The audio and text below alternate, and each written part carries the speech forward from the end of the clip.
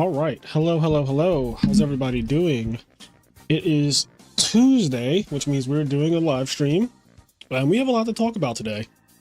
We have a lot to talk about today, chat.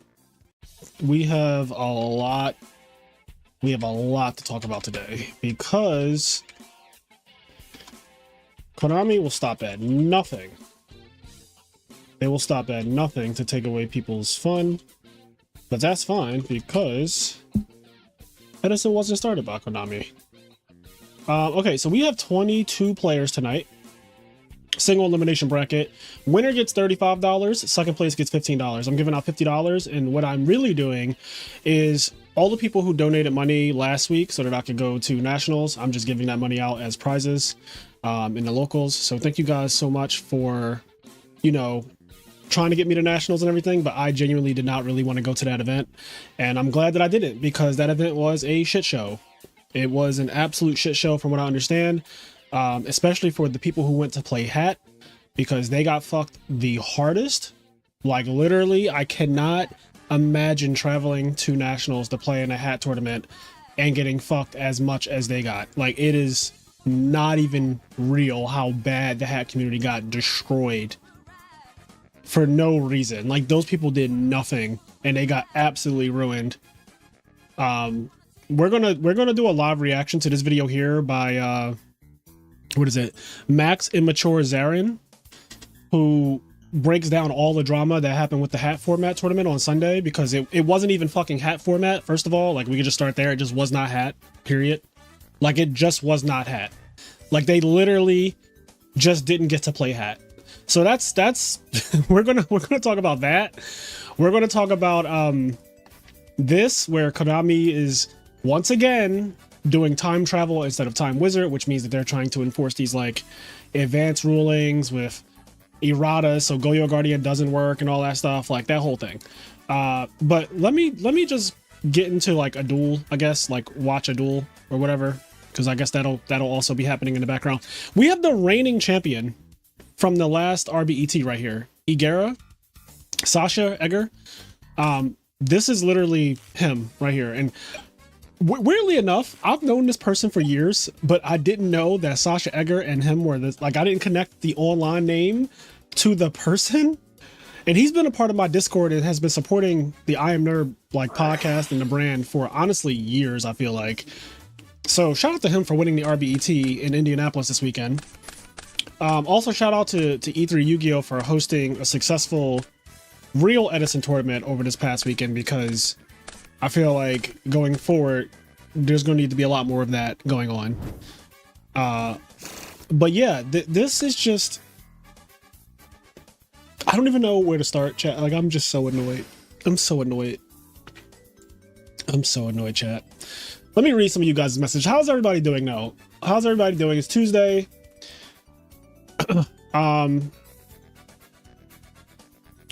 So let's see. I'm here for real Edison. Let's fucking go. Shout out to you, to Hopeless. Frozen Soul, what's up, my guy? Frozen, I miss you, buddy.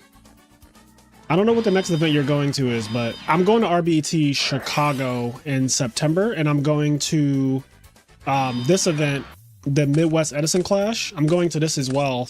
This is a Dark End tournament, basically. They have a lot of good prizes, though. Ghost Rare, first edition, Black Rose for second, Ulti Kai's is for third and fourth. And they're giving out play mats and stuff like that.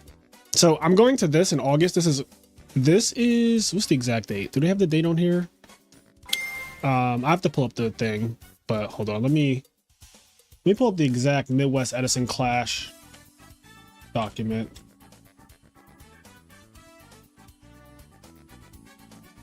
Oh, they even have like a little, is that like an announcement video? I don't know what that is. I'm not going to click on that because I don't know if that's actually the thing, but here it is. Visit site. So this tournament, I'm going to this tournament and I'm already booked for it. Like, it's August 23rd and 24th. But yeah, I'm going to this. First place, Dark End, and this is the SJC Dark End. Second place, Black Rose Ghost first edition. That has to be worth a lot of money. Just, it has to be. Caius, Shadow Monarch Ulti, Ulti Caius, Dark Arm Ulti, Dark Arm first edition Secret, Stardust, Ghost Rare, Black Rose, Ghost Rare, and then like they're also giving out mats, pristine protection. I'm a bounty, so if you beat me, you get cash money. The following people are bounties. Gage, shout out to Gage, who also just got a top at RBET Indianapolis this past weekend. I believe Gage made top 4. I feel like Gage was top 4. Gage got far at RBET Indianapolis this past weekend. So shout out to him. And so me and Gage and Paul will be bounties at this tournament, which means if you beat us, you get prizes. I'm pretty sure you just get money, like straight up money. Oh wait, it says it here. Some very popular and famous faces of this great game we love will be in attendance at this event. These are your bounties. You will become a hunter and take part of their bounty. Every time you beat a bounty in a match, a cash payout of $50 will be rewarded. So if you beat me, you get $50, which is kind of like funny. But if I do well, I get to keep all the money that I have in my piggy bank or whatever. So that's incentive for me to, you know, win. But yeah, that's a pretty cool thing they're doing. So I've been a bounty multiple times in my life. I've been a bounty at YCSs in the past when I used to play modern Yu-Gi-Oh!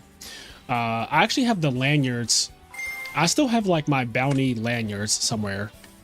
Like I could probably dig it out right now, but I don't want to start sweating, like digging through drawers. But I 100% have my bounties from when I was a bounty duelist at a YCS. It's happened at least 2 or 3 times. So this is going to be interesting doing that for Retro Yu-Gi-Oh!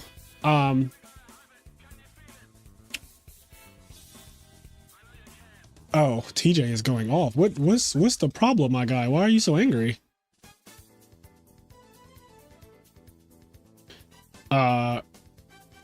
Fraser, when are you going to start your own in-person event? So somebody asked, you know, it's funny. Somebody asked me that today as well.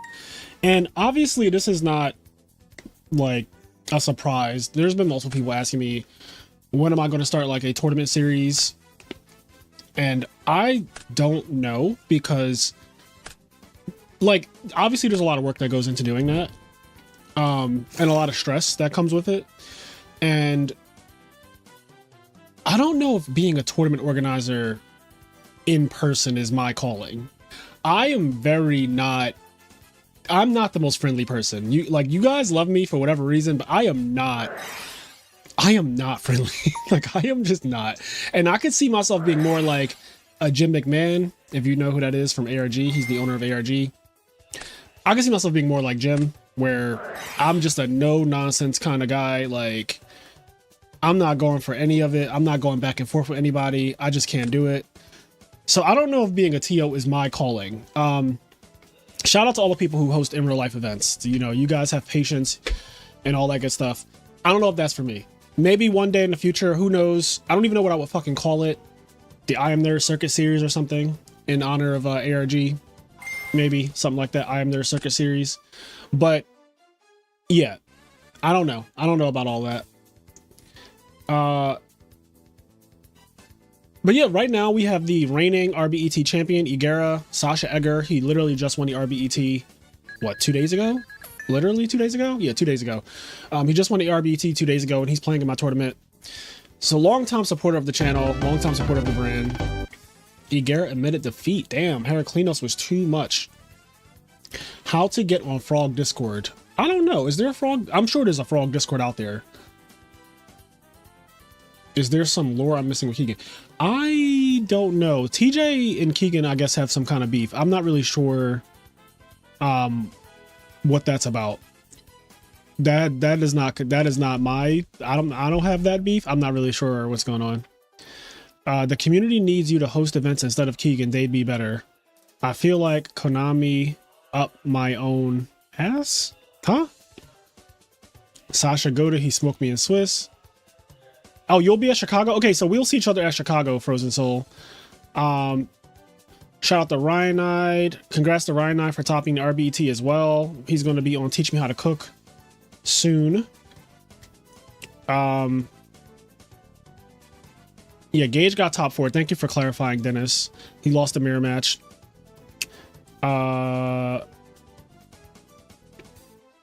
Prizing is nice. Damn. Yeah, prizing. So prizing for this tournament, again, this is what I'm going to this tournament August 23rd, 24th. I already booked my flight. Me and OG are going. OG, who won RBET Maryland last year, and he won an online RBT and an offline RBT, like in real life one last year. Good friend of mine. You guys know him. He's been on the channel. He's a devout value turbo player. He has, yeah, multiple tops and wins in the format. He will be going. We are going to be traveling together to this event and trying to take home this Darkened Dragon. So this is coming up. And yeah, Konami is trying to do their time travel nonsense. And like, I'm so glad that things like this exist where we still just have like people in the community who are hosting real Edison events the way God intended. Because I don't know why anybody would want to play any rotted Edison. Like, do you, if that's your calling, if that's your fantasy, do you? But like that, I just think that should just be a separate thing. Like, you should be able to do that as a separate thing. Like, just see how many people sign up for it. Like, have a real Edison tournament and then have the not Edison tournament, and just open up signups for both of them and see which one see which one people sign up for. I'm not angry. I've just haven't supported Keegan for years and have been telling Michael Boyd that I love to see an in real life event hosted by you and the Edison Club. Interesting. Why didn't they hurt the few or hurt the few? Heraclinos with 2 back row might be Exodia. Honestly, yeah, I don't know if I've ever lost with Heraclinos and 2 back row, like ever in life. Where's Cowboy Smith? Cowboy Smith is currently, my cowboy hat is literally right here. It's literally right here. I could, but like, I'm not putting, like, as you can see, it's in its like case. It has like a little case that it came in, but I'm not Cowboy Freeway today. I'm not Cowboy Freeway today because I'm not in the mood. 2 people forgot to summon back Stardust in phase on stream. I saw that. The concert was fucking amazing. TJ, thank you for asking. The concert was absolutely insane. Yeah, the concert was nice. It's like buying a 2010 car and having to pay taxes from a 2025 car. Exactly. It's like buying a car from 2010 and then somebody telling you your car note is the price of a new car from 2025. It's like, what? That literally doesn't make sense. Okay. After this duel that we're watching, we're gonna like do a quick little live reaction to the hat drama, because I don't know if you guys heard, but the hat drama from the fucking NAWCQ this past weekend is outrageous.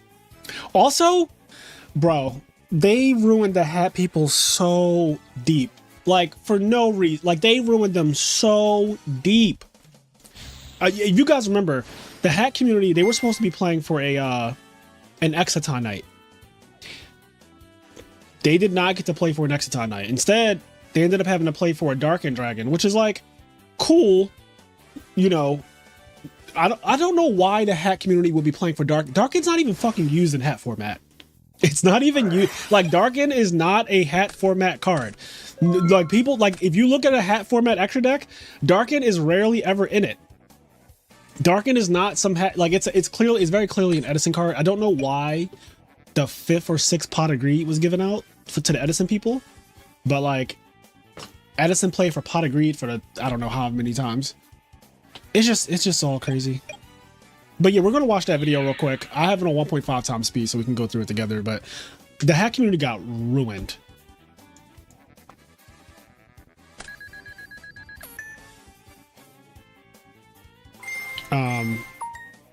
Like, if you showed up to Nationals expecting to play hat format, oh, Konami had news for you.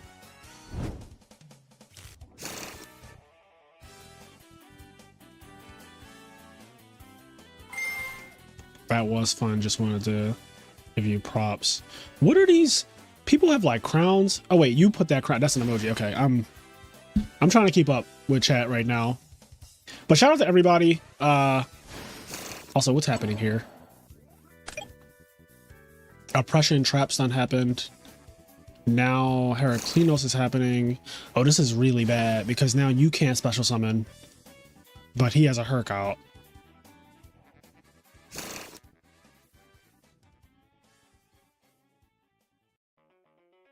Well, our reigning RBET champion it might be getting GB'd. It might be getting GB'd out the duel. I don't really know how you come back from this.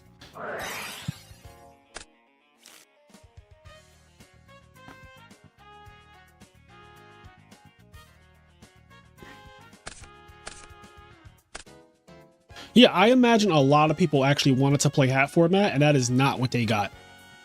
That is not what they got. They literally did not play hat format. They played some other format after hat. They played a format where you don't draw going first. They played a format where gear is limited to 1. Like, they played a format where pendulums were legal. They played a format where supply squad was legal.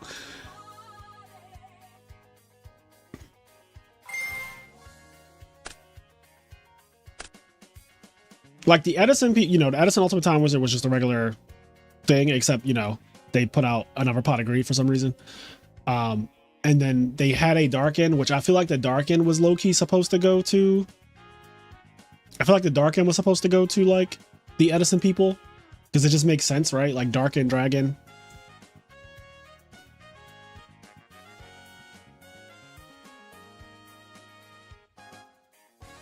It was the world's ban list. I don't know what ban list it was. I don't know what ban list it was. All right, we're going to watch this real quick, chat. I'm going to put this guys, this past weekend was the NAWCQ, and this event was supposed to be very special for a lot of people who enjoy hat format, specifically because there was supposed to be an Attack of the Giant card event that was for hat format, which was really big for the community, as this was the first time Konami had truly, really recognized hat format as a retro format and as a Time Wizard event, and I knew tons and tons of people that were really looking forward to this event, but unfortunately, it just didn't go as planned for a ton of different reasons. So in this video, I wanted to talk about what actually went down at this event and why it ended up leaving such a sour taste in a lot of players' mouths, and why it ended up being a complete flop in a sense in terms of the overall experience for this, giant card event. And he's not talking fast. I have the speed on 1.5 speed. I don't really watch YouTube videos at normal speed.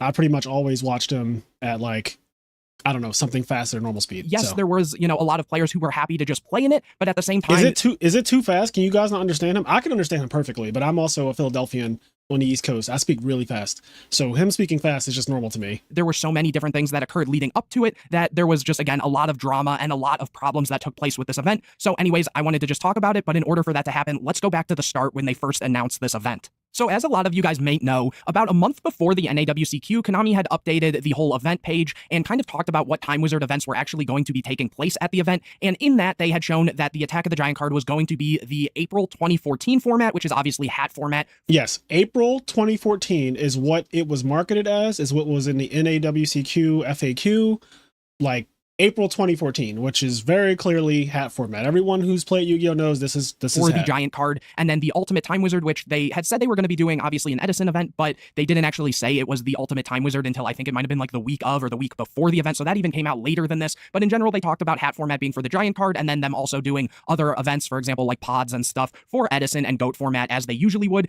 And in that same announcement, this was the announcement where they said that they were also going to be kind of changing all of the rulings and erratas to modern ones, which already a lot of players did not like that idea. They were keeping a couple things the same, for example, like the ban list and whatever rules for drawing. For example, if in your format they were drawing for turn, you still would in the field for that time period. But in general, a lot of people just overlook the idea that hat format was getting a giant card, and instead were more so looking at, those changes and kind of ruining Time Wizard formats. And myself included, I made a video talking about this. And overall, a lot of people just really did not like that they were doing these changes, and they got tons and tons of complaints about that. In that initial post, they also showed what card was going to be given to the winner of that event, which we obviously see on screen here is that giant Exciton, a card that is super iconic in hat format. And the reason I'm bringing this up is because this is actually also going to be part of this whole problem that occurred at the event. And so this is also what was in the FAQ as the prize for Attack of the Giant card for hat format. So you got Exciton Knight, April 2014 format. That's what was supposed to happen. In general, this will come up a bit later on, but the main thing to take away from this is the main thing that was going to be the prizing for this event was going to be this giant Exciton. Now, fast forward just a couple days after they made that announcement, the whole community kind of rose up and made so many complaints that Konami actually went and made a revision to that rule of changing everything that was errata and all of that so that it will stay true to its time period. And so as a result, a lot of players were, they were still upset at Konami already, but they were okay that they had gone back on it. I know that RBET had scheduled its own event in Indy as well to kind of combat what was going on at the time before they had made these changes. But the main thing to take away was people were then sort of happy again, especially if you were playing hat format, that you would be able to go and actually play in the giant card in the, truest form of hat format. Now, fast forward to the day of the event, or I guess I should say technically the day before, but what was open to the public, so Friday, and I end up being one of the first people in the venue as the doors open, and in my mind, the first thing that is coming to my mind is head straight to the prize wall. I want to get the first picture of that Exciton to show off in the different hat format groups, as well as just have a picture for myself and, for future videos if I want to show it off or anything like that, just because this was, I believe, the first time a giant Exciton was actually given out at any sort of event, and so I was super hyped for it, so I walked down to where there's still, they had only put out one or two of the medium-sized cards, and I'm talking with the person who is the head of the prize wall and stuff like that, where they keep all the different prizes you get from the side events and stuff of those sorts. And after a little while of them putting out all these cards, they just sit back down, they're still there, and I'm like, where's this Exciton? And this is where the first problem actually comes up, is they never put it out. So I asked them, I say, hey, are you guys just waiting till the day of the event? Because obviously this was on Friday and the hat event wasn't until Sunday. And so sometimes they'll just wait until, whatever day the event is because they just want to show off what's being given away on that first day or that second day. And what they end up telling me is they actually weren't able to get the Exciton because there was a problem with the warehouse. And so here's what I think happened. I think that they had Dark End for Edison and they were going to have Exciton night for hat, obviously. Obviously. Fucking Pot of Greed had nothing to do with this. But somehow, and I don't understand this, I don't even know what they mean by the warehouse. There was some issue with the warehouse. My whole thing is this, because they've done this before. By the way, what I'm about to say, Konami has done this before. If I'm not mistaken, Chris Lee can attest to this. At Ultimate Time was Orlando, they did not have the Giant Stratos for the Attack of the Giant card on Sunday. However, Chris was able to provide his information, the winner of that event, and say hey, you can just obviously just mail it to me. And they mailed it to him. If you guys couldn't get the Exciton night from the warehouse or wherever place this Exciton night is, if I'm being honest, I don't want either of these cards. I want the Exciton night, because if I'm a hat player, I want the Exciton night. Not only do I want the Exciton night because I'm a fucking hat player, but also because Exciton night is literally iconic. It is iconic for hat. It is Darken's cool. Do not get me wrong. Darken for us, for the Edison community, is great. I would love to have the Darken if I was, an Edison player at this event. But for the hat players, it's we don't really use Darken. Darken is not our thing. That's the Edison. That's their thing.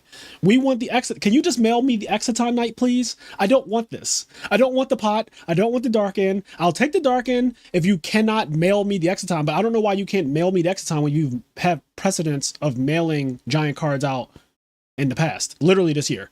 Literally this year that already happened. So and as a result, they don't have it. So I asked them, okay, you guys are still doing the giant card and stuff, so what is going to be the card that's the prize for that? And they told me it is going to be this Pot of Greed, which, don't get me wrong, Pot of Greed is a very iconic card, but in terms of, hat format relevance, it's not a card that's legal in hat format. And nothing is saying that these prizes have to be, exactly symmetrical with the formats and stuff, but it was just very unfortunate because everyone was kind of expecting that copy of Exciton, and they didn't make an announcement for that. They didn't say that the giant card was going to be switched or anything, and this is just the beginning of the problems that end up occurring. So according to Max here, imagine being told that you're getting a Pot of Greed for the hat tournament. So on Friday, that's what he was told. He was told out of his mouth, they told him he was getting a pot. They were playing for Pot of Greed, which is I would be irate.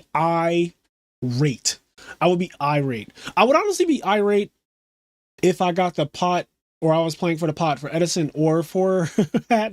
Look, I don't want the pot. I don't want the pot, period. I do not want the pot. I want to make that very, I do not want the pot. So if you travel for hat, if you were oh man, I'm going to play in a hat event, I've been waiting for this. Konami's finally going to give hat some just due. We've been struggling out here. We've been trying to make things happen. We've been trying to make things shake. We're finally getting a tournament. And then Konami's you're playing for Pot of Greed. The Exciton night that we showed on our website for months, not happening. Never gonna happen. That is crazy. when this all happened, I made a post online saying like, hey guys, they swapped it. And there was a whole bunch of controversy. Some people really liked the pot of greed. Some people really had wished it was the Exciton. And there was just this whole back and forth. And come the next day, so Saturday now, I go to the prize wall just to, get some updates on some different things. And what do I see? But they had actually posted a sticky note thing on the bottom of these. Unfortunately, I don't have the picture with me offhand. I do have a picture of it though. And they had actually swapped it yet again. So now it was no longer the pot of greed. It was this Dark End Dragon. Again, a really cool card and stuff, but it was supposed to be that Dark End was given to the Ultimate Time Wizard, which was going to be Edison format, and Pot of Greed was going to be given to the Giant card for Hat after they had swapped it. So come again, they have now changed it yet again. So now the people who had been okay with the Pot of Greed are now getting it swapped again. So people are already somewhat annoyed with all of this back and forth and everything going on, and it kind of only gets worse from here, unfortunately. Now, on Friday and Saturday, they were hosting hat format pods, but when they were announcing them, they were announcing it as July 2014 instead of April 2014, and that's one thing that a lot of people I don't think really caught on to, because people came with the expectation that it was going to be, hat format. And hat format, as I showed before, the initial thing on both the original and the updated version said April 2014. So when people went for these pods and they were saying July, I think a lot of people just kind of had this mindset that they were saying July because the Nationals was in July in 2014, and so a lot of people would enter these pods and they would play, the April 2014 ban list. And even when there were rulings and different things going on, the judges at the time were, giving the correct rulings for hat format and for 2014 format. And this went on again. There were a lot of pods that fired. I think the first day there was something like, I think I remember hearing something like 18 plus at one point. And then I just kind of tuned it out when I was going and trading and talking with friends and other stuff like that. But there were a lot of hat format pods actually going off. And when I was looking at those, there was like tons of Bujin and just like diversity and stuff like that. And a lot of people were really happy and it was really cool, and so many people were just looking forward to Sunday coming around so that they could go and actually play in this Giant card event.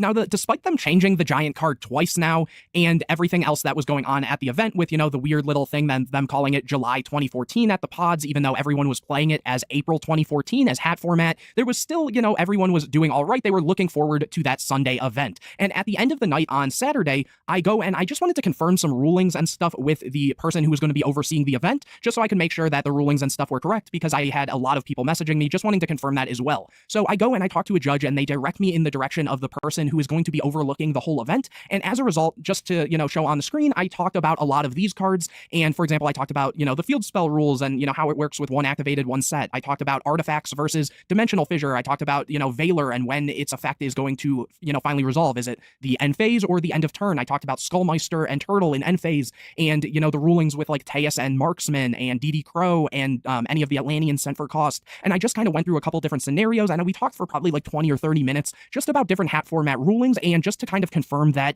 all the rulings were going to be right and there wasn't any sort of mistakes or anything like that. And after talking with them, everything was lining up perfectly and everything looked like it was going to be going properly as we all were hoping. That was until the morning of the event when people were trying to register their deck lists, and people were messaging me that they weren't allowed to register their deck list, and it kept showing things, for example, the big one of Yugioh gear being limited to 1, which is extremely weird because the April 2014... So imagine going to this tournament, you're expecting to play hat, right? You're expecting to play hat, and you go to register your deck list. You're a Yugioh player, one of the most popular decks in the entire format. Yugioh might be the most popular deck in hat format. Like when I think of hat format, I obviously think of hat, but I also think of Yugioh immediately. Like in fact, I topped during hat at Nationals and everything with Fat. Fire Fist, Artifact, Trap Tricks. That's what I played Fat because I hated Yugioh. I fucking hated Yugioh so much. That's how good Yugioh was that I went out of my way to make an anti-Yugioh deck. That was hat. Like that was the hat format thing. Like I hated Yugioh so much. They tried to register the Yugioh deck and it was like Yugioh gear is limited to 1. Imagine just like, I don't know, you try to put in Substitute or something. It's like this card's banned. And you're playing in an Edison event, and you're like, what? It's like, yeah, this card's straight up fucking banned. You'd be so confused, like, this isn't Edison then. What do you mean?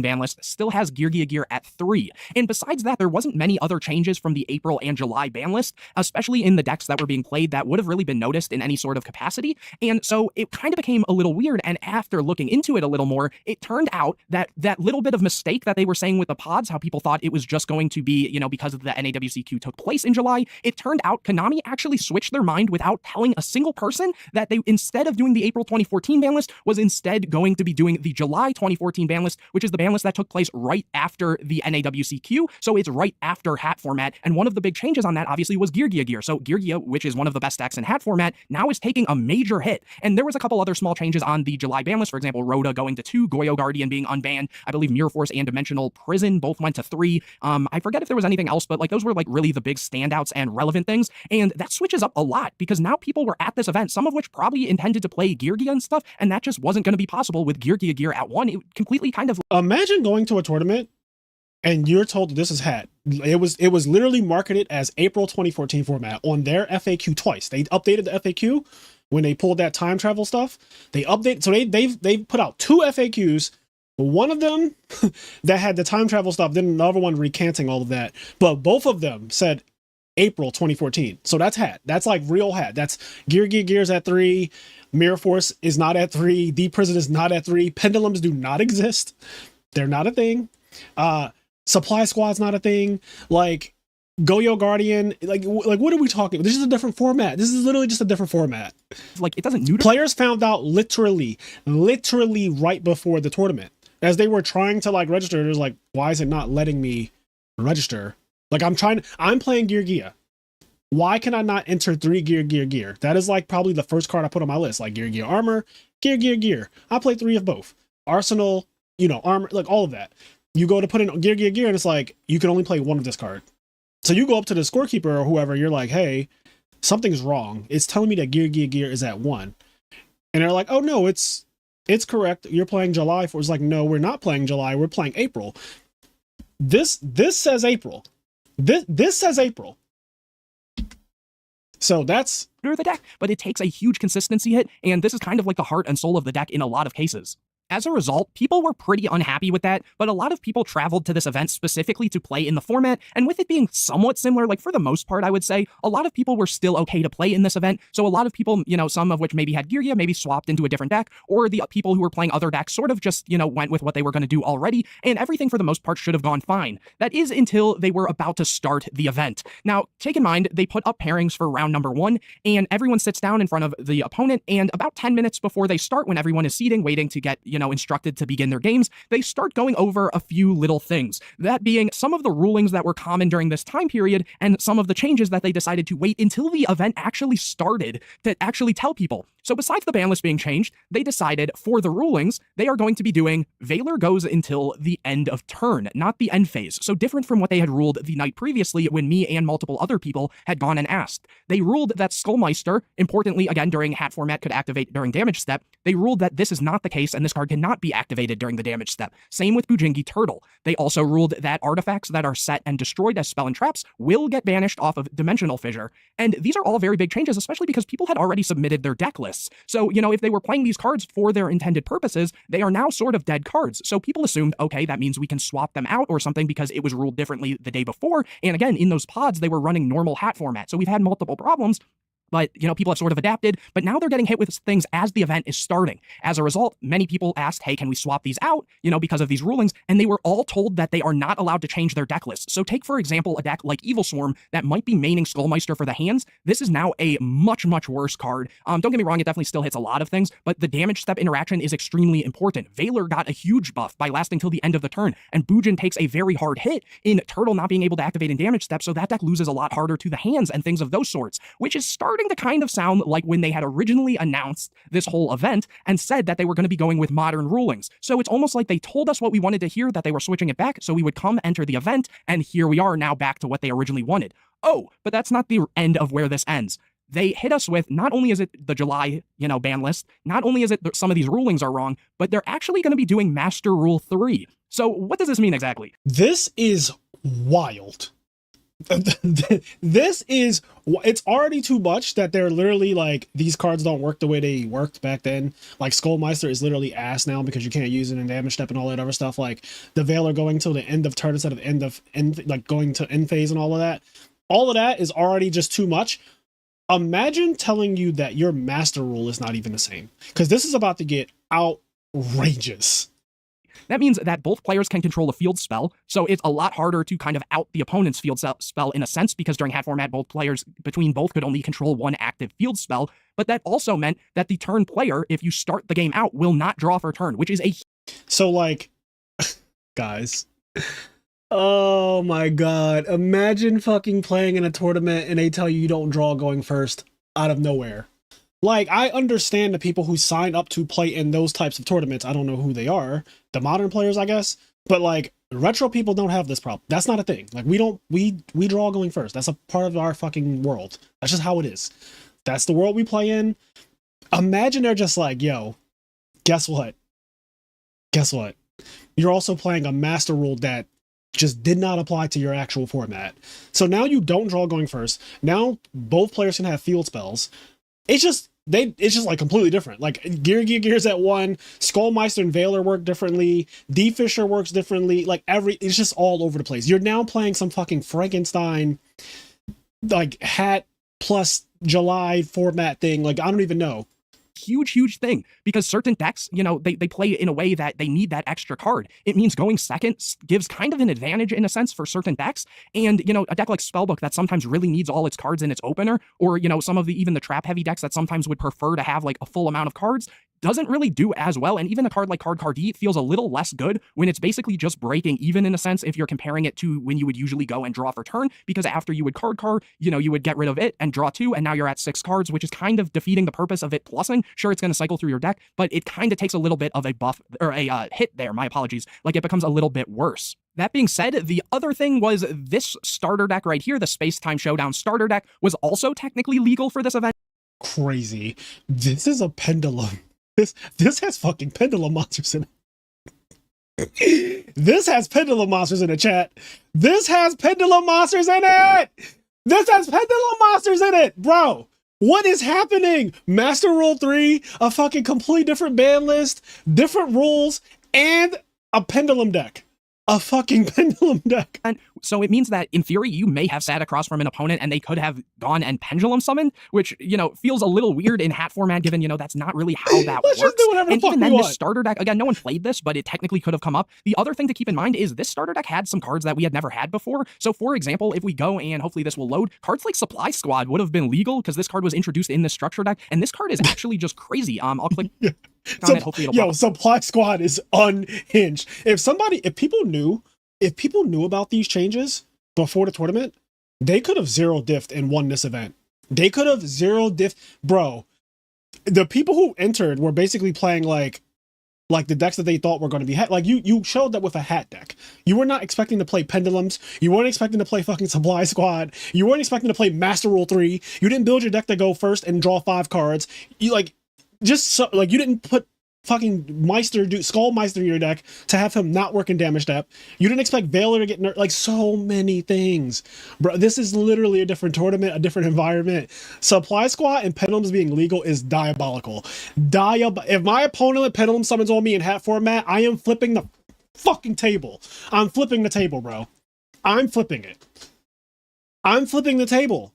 I did not come here for this.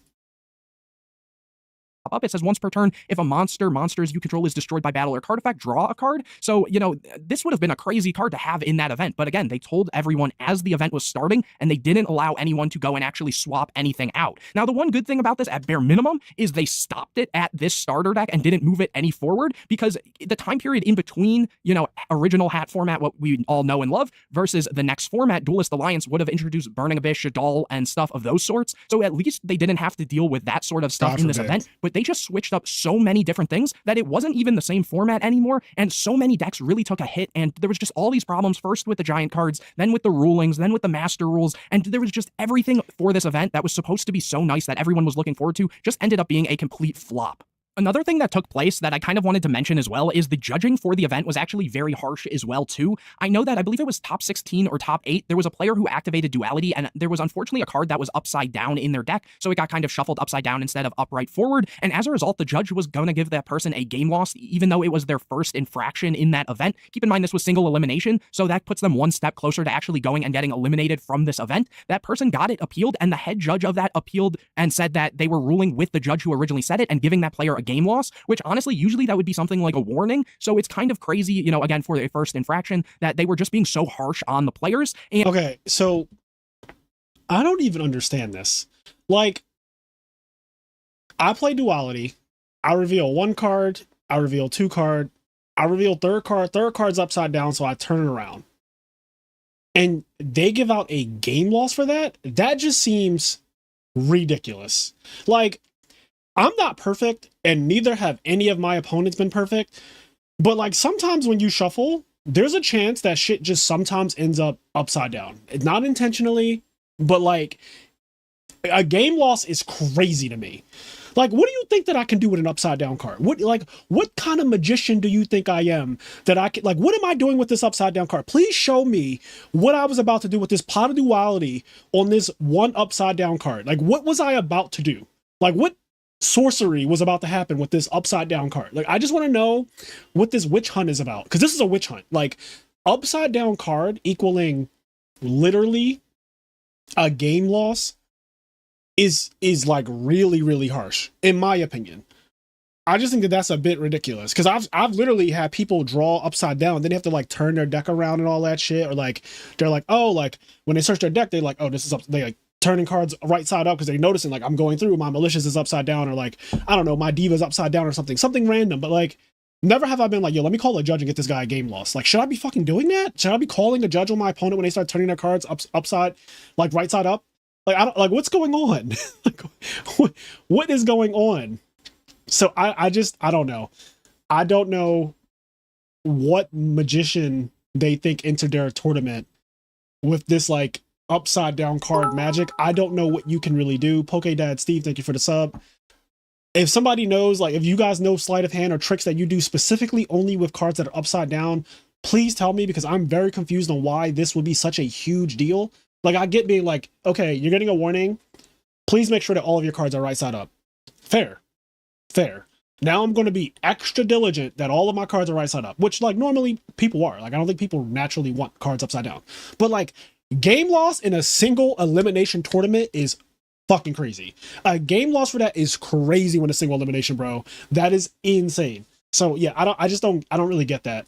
And it's kind of funny because that player actually ended up winning that game, winning the next game, and then going on to the next round and eventually winning the whole event. So that's kind of hilarious that it almost could have ended right there for them. The other thing is, I'm not entirely sure of this one, but it just doesn't sound to me like that should be how this works. But they ruled it where a player activated Pot of Duality and chained Scapegoat, and that was allowed. The only reason I say this sounds a little weird is because Pot of Duality specifically, I guess, at least on this version, I'm not entirely sure if it says on the original, I don't remember off the top of my head, it says that you cannot special summon during the turn you activate this card.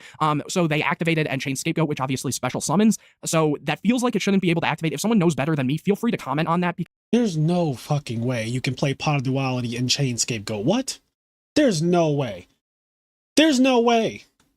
There's no way. I'm rewinding this.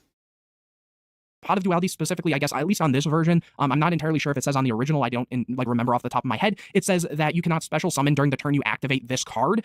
So they activated and chained Scapegoat, which obviously special summons. So that feels like it shouldn't be able to activate. If someone knows better than me, feel free to comment on that, because it's not like it says that Pot of Duality, that when this card resolves, you can no longer special summon. It just says that the turn you activate it, you can't. So it seems weird that you'd even be allowed to go and try to activate that card there. Am I being fucking gaslit right now? You cannot do that, right? Chat, am I being gaslit? You can't do that. Am I crazy? You cannot do that. You cannot do that, right? Or am I tripping? Am I wrong? Tell me if I'm wrong. There's no way you can go activate Pot of Duality, chain Scapegoat, right? Right?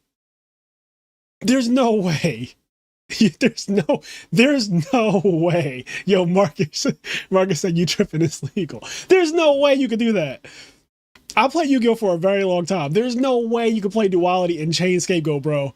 There's no fucking world. So it just, everything with this event just felt super off right from the start. And as a result, a lot of people were just very unhappy about it. But anyways, guys, I just wanted to kind of talk about this. I might be forgetting one or two things that occurred. If I do, I'll make sure to leave it in the comments. Bro, if you're forgetting anything else, I don't even know what to say.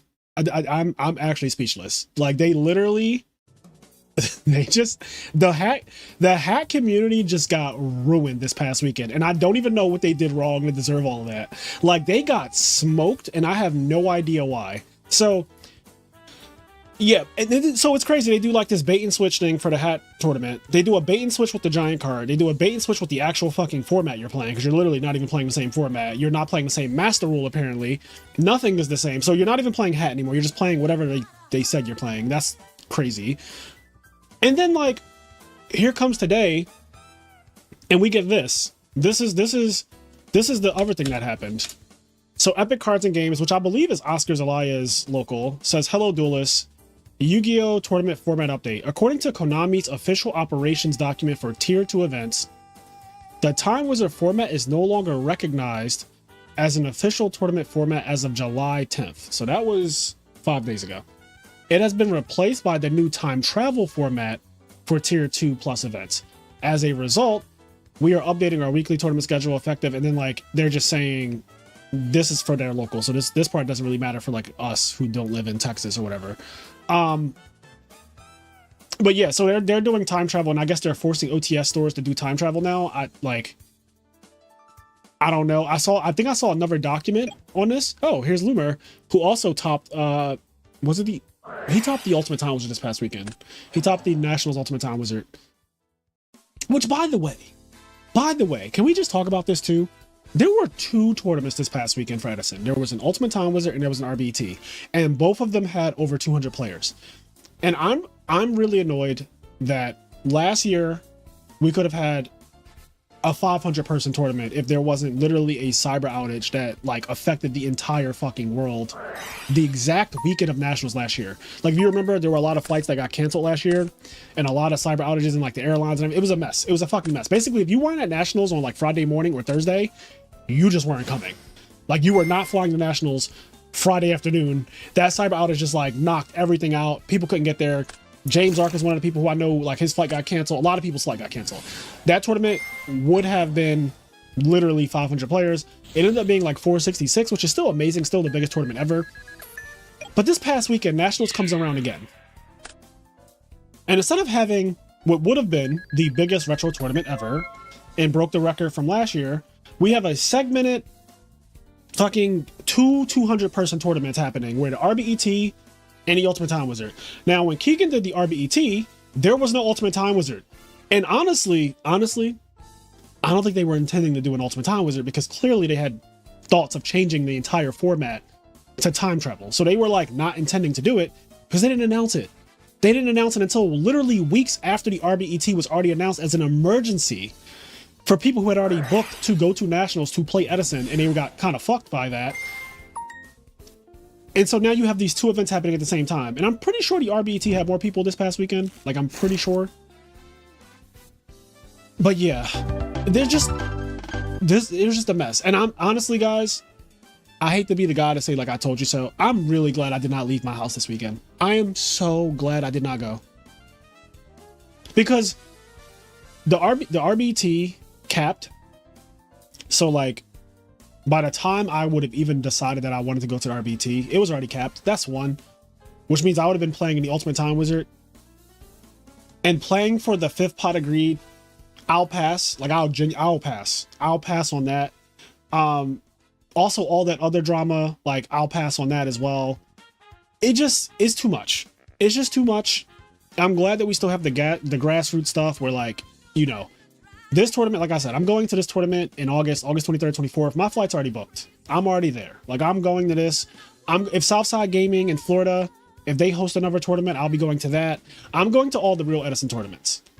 All of this traveling to every YCS like I was doing in the past, I'll pass. I'll save my money. If they come close to me, like Philadelphia, where I live, sure.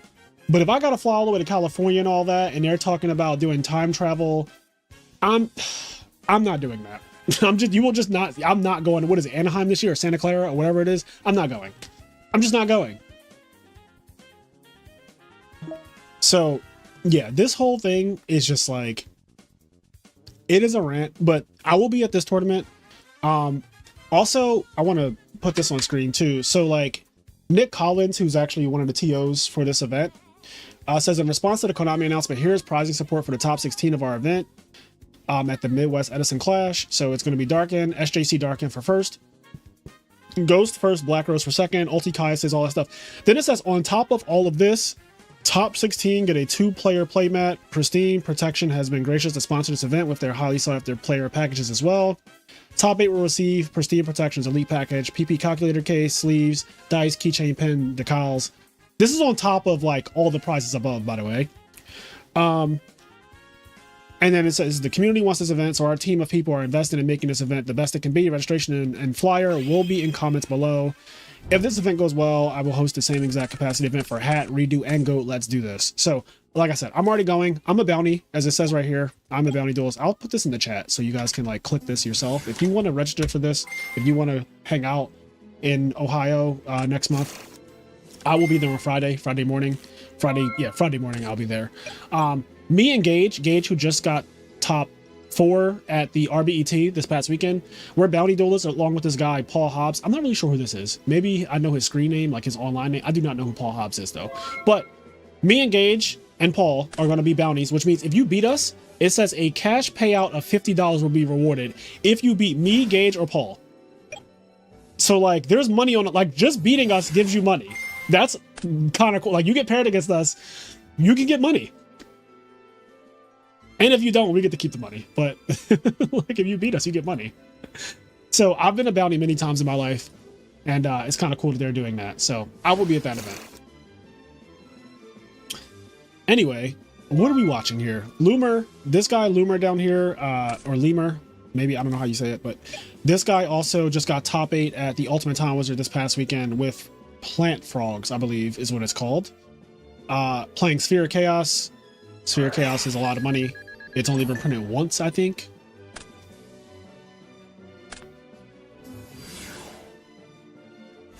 Oh no. Oh no.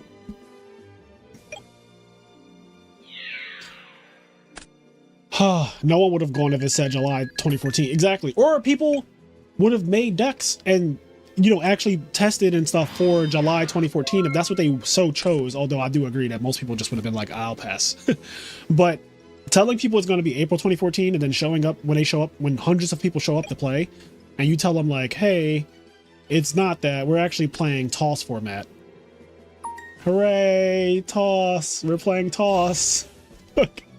I would be like, what? What the fuck is a toss? We like, what are we doing? Are we eating ass? Like, what are we tossing? What is going on? What is going on?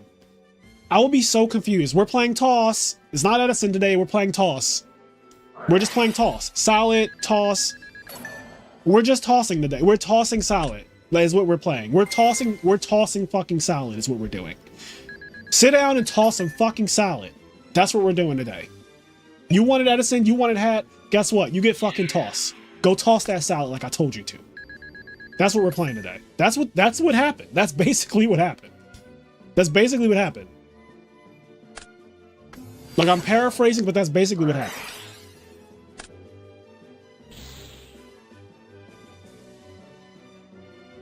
Oh God. Did I post the link? Let me pin this link so you guys have it so you don't have to like scroll. But so again, no Exciton night that you were promised an Exciton night. You were promised hat format. You were promised Master Rule 2. Master Rule 2 being the one where you draw going first, the one where you can only have one field spell on the entire field between you and your opponent. You know, all of those things. And instead you get no Exciton night. You're playing a completely different format where pendulums are technically legal, Supply Squad is legal, cards don't work the same, Skullmeister, Veiler, all these other things. That happens, and they're just like, by the way, you're playing Master Rule 3, which means whoever goes first does not draw. So now you have to like completely rethink on the spot, like, am I supposed to go first with my deck? Do I go second with my deck? Fuck, I entered this format with spellbooks. Spellbooks needs all of their cards. That deck is a bricky mess if it doesn't have 6 cards. So I guess I have to go second the entire tournament. Like, oh God.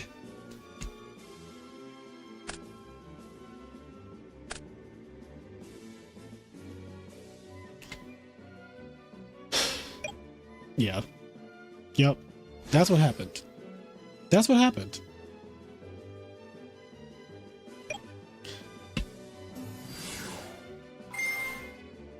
Sanji is down bad right now. Toss your cookies format. What is this? This is like a top. Rhynod is the top fan right now. Hydro Pump is in second place. What is this? There's like a top fans thing going on YouTube now, and it has like rankings for the people. And right now, Rhynite is number 1, Hydro Pump is number 2, and Leon is number 3.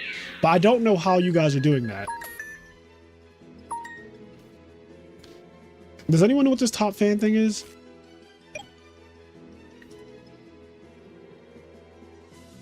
I don't even know if y'all can see it. Like, I can see it, but I don't know if y'all can see it. I can't even pop this out to like show it. It's just like, yeah, I don't even know. I don't know what that is. Hey Fraser, big fan by the way. Right now, shut up. I read that almost as though it was somebody who doesn't like normally say anything. Talk about something I'm a big fan.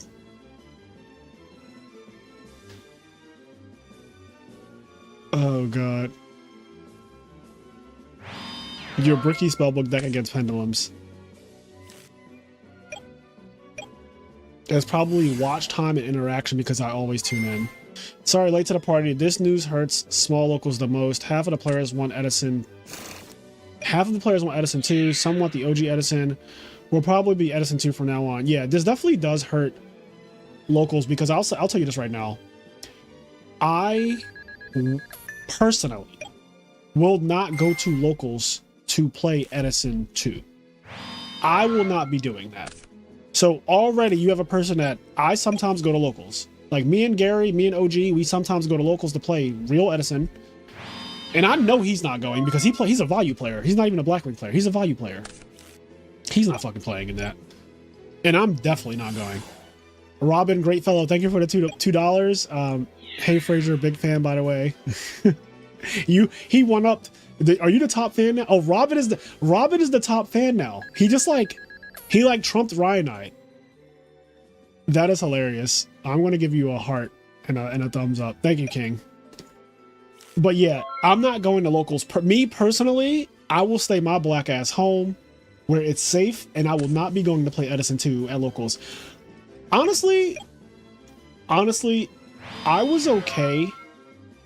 Like, I wasn't okay, but I was okay with locals being able to like choose to continue to play OG Edison, even if Konami forced these changes on people. But now they're forcing locals to be like, no, you cannot do OG Edison. You have to do Edison 2. That is fucked.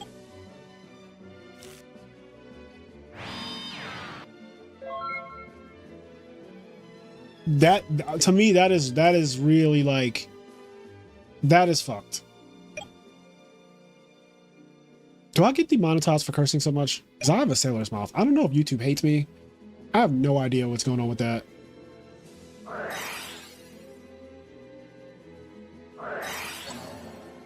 Yeah, we're just in a really weird spot with that. I mean, there's still obviously a very devout Edison community, right? Because they're like, Edison existed before Ultimate Time was there anyway. So the algorithm doesn't push you to kiddos. Perfect, because I don't like children anyway. I fucking hate kids. So this works great. If the algorithm doesn't push me to children, great, because I'm not the role model that children should be watching anyway. Frozen Soul, screw Edison too. Thank you for the $5, King. Yeah, I'm not child friendly. I'm not. So, you know, there you go.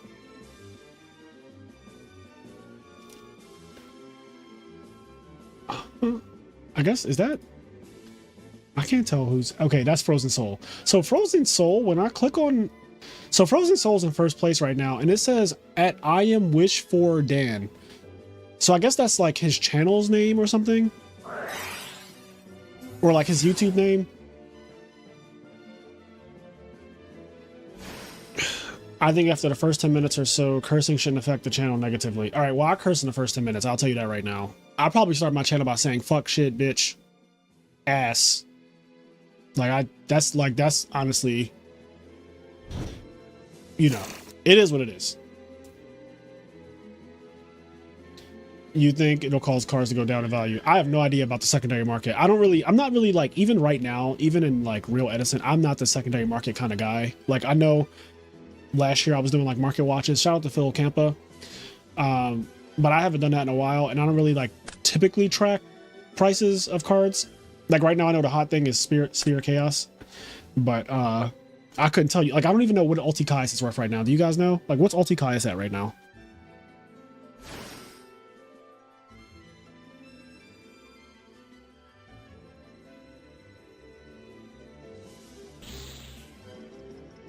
I will say, yeah, that is, Leon said, I love that Edison is mainly grown adults. And I agree. Like, one of the things I've noticed is that Edison players typically are around 30 years old. Like, you're either right below 30 or you're 30 or like a little over 30, but you're around the 30-year mark. There are not many, like when I play Edison, most of my opponents are like 30 or 30 plus. Like just because like you probably played Edison in 2010, which was 15 years ago. So chances are you're probably 30 or close to 30 right now. New to this channel, do you play wind-up format? Is that a format? Does wind-up have it? No, well, to answer your question, no. The fact that I don't know, I think probably answers your question too. I do not play wind-up format. No, not a thing for me. Also, is it just like you guys hand looping people? Is that the format? Are you guys just fucking... Are you just like the hand loop police? Like, is that what wind-up format is? Like, you're just like the hand loop police? Woo woo! Get your fucking hands on the ground. Like, is that what's happening in wind-up? What's happening in wind-up format, chat? Are they just hand looping each other? Woo woo woo woo! Hands on the fucking ground where I can see them. Get those hands looped. Like, is that what's happening? I just want to know. Like, what is actually happening there? Because when I hear of wind-up format, that tells me that wind-ups were tier 0, right? Like, whenever I hear of a format named after a deck, usually that format named after a deck is like a tier 0 format. Like, when you say Necrol's format, when you say Pepe format, or Bosch, or Pepe Bosch, or whatever, when you say, like, Teledad, right? Teledad had literally 15 out of 16 spots in top 16. Teledad literally took 15 out of 16 spots. So when you say Teledad format, I'm like, oh, okay, like, are we going back and forth flipping oppression on each other? Like, what are we doing? Hat, not so much. Hat is definitely not tier 0. But for the most part, when you hear a format being named after a deck, usually that means it's like, when people say I want to play tier limits format, that is a tier 0 format. That is a fucking... Tier limits took up, I don't know, 80% plus of every top cut.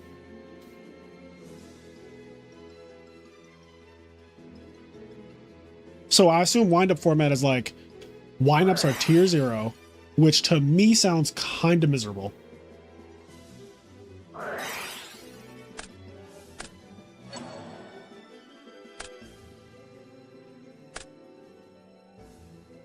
Damn, that Crystal Seer was about to get Sexutor. She was about to get Sexutored. Oh, he got cat too? Summon cat good. Summon cat good. Summon cat good. Summon cat good. Summon cat. Oh no. Oh no. She's still getting Sexutored. Not her getting Sexutored. See, this is why my channel's not for children, just by the way. So imagine like a mom walks past because her son, little Timmy's like watching my channel right now. Like he's watching the live stream. And I'm just talking about tossing salads and and Sexutor. Like my channel is not, I have an adult channel. I think that when I was making the channel, I literally had the option to choose like, will you be making videos for children? I chose no. Like no. The answer, me and Kenny, absolutely not. And if you know Kenny for real, absolutely not. We say more inappropriate things than appropriate things, especially that motherfucker. Are you into poker at all, Frey? No, I've never played poker a day in my life. I don't even know how, James. I don't know how to play poker. A lot of people tell me that I should play poker, but I do not play poker. No. In the words of Jordan, fuck them kids. Honestly.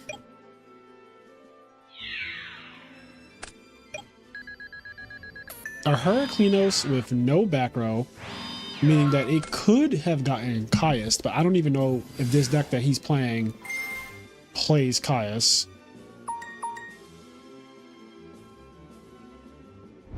But this is the Mocking Hero deck. Where are we at? Is this top 8? This is top 8. So like where they're at is top 8. But Santi, what is going on with Santi and friend?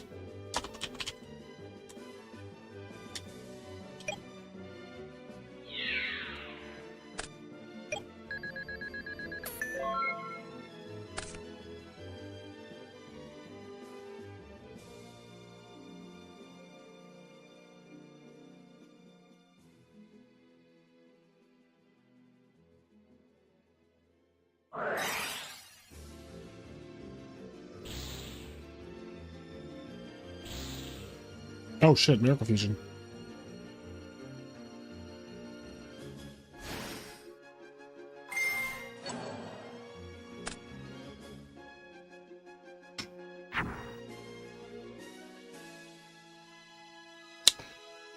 Oh, do rum. Machina Hero versus GB Hero? Honestly, Miracle Fusion and GB is kind of cooks. Not gonna lie. All right, our reigning world champion has been eliminated.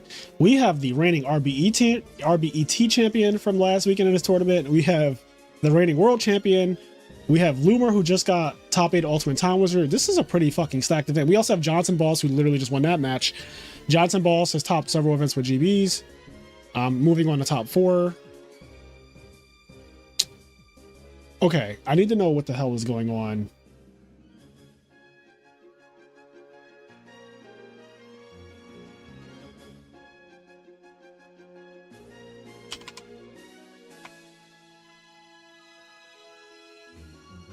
Spores playing Pudding. Is that my tournament?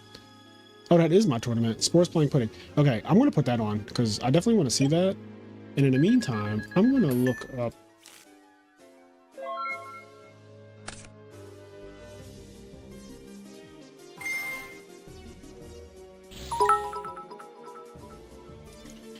Game Genie, thank you for the sub. Okay, so watch. What is this matchup? Mask of Restrict versus Gigavice. That is a pretty mean card against Gigavice. If you know, you know. The Gulls is playing Hydro Pump. Yep, that's also top 8. So the Gulls is playing Hydro Pump. Spores playing Pudding. Johnson Boss just won against Televisual. Black Sanji's waiting on an opponent out of Santi and Leon.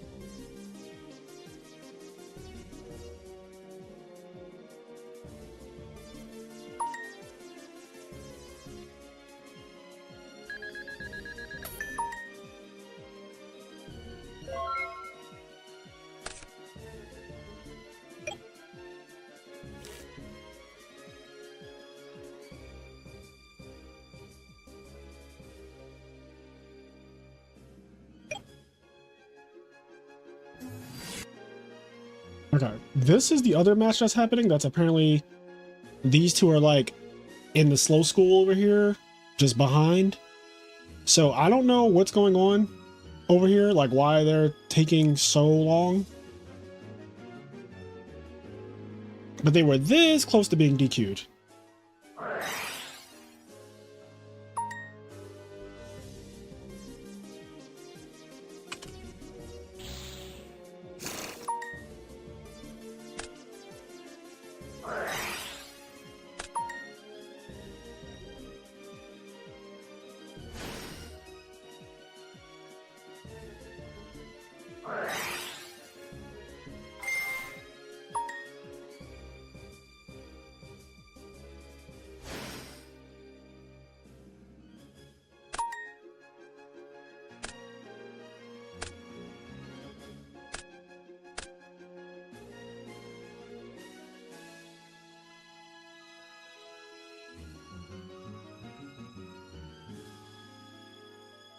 Frozen Soul, you just gave me your cookout order. What is happening in chat right now? What are you guys talking about? Is this food? Pudding Fairies is getting comboed. Ryan, you gotta rewind the stream. We went over the drama like 30 minutes ago. You gotta rewind the stream. Maybe not even 30 minutes ago. But probably rewind a good 30 minutes.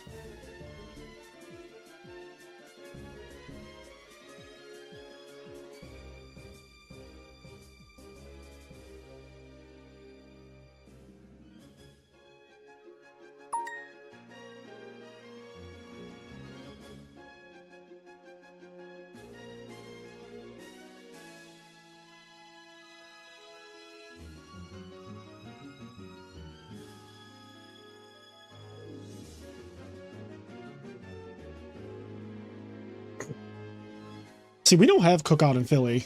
I heard it's really good, although I don't know. I'm skeptical though, but we don't have cookout.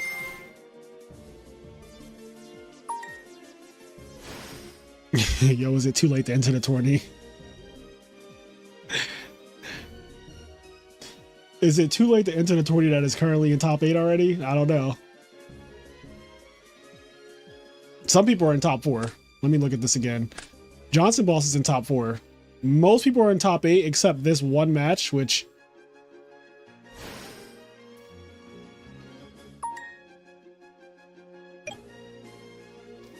now I'm complaining about me threatening to DQ them. Is it too late to join? Yes, Cam. It is too late to join. I would never bring potato salad. I don't even eat potato salad. I don't like potato salad. I think potato salad is disgusting. In fact, I literally don't even eat anything that has salad in the name. That's just a fact. I do not eat anything that has salad. Potato salad, seafood salad, macaroni salad, regular salad, shrimp salad. Like, I don't eat anything that has salad in the name. Not even fruit salad. Because fruit salad, they be putting weird fruits in that shit. He said pasta salad is fucking ass. Chicken salad, ugh, ugh. The idea of chicken just being grounded up like that and turned into like some kind of paste so that you can put it on a spread. Yeah.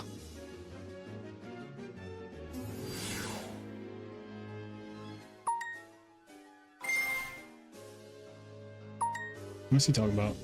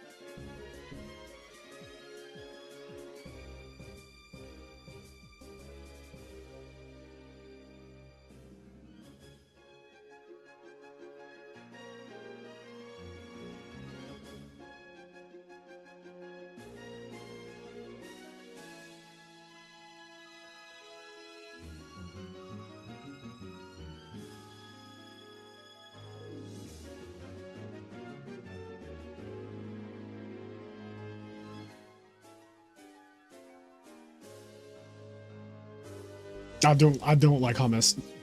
I do not eat hummus. I don't eat hummus. I don't eat anything with salad in the name. Chicken salad. What is chicken salad, bro? Like they ground up chicken parts and then turn it into a spread with mayo or something? Like, ew. Ew. And now I like ass. Now, come on, Caveism. You know, Steven, you know I like some ass. But that's a different kind of salad. That's a different kind of salad. Like, that's almost not fair. Y'all are gaslighting yourself. Chicken salad is straight ass.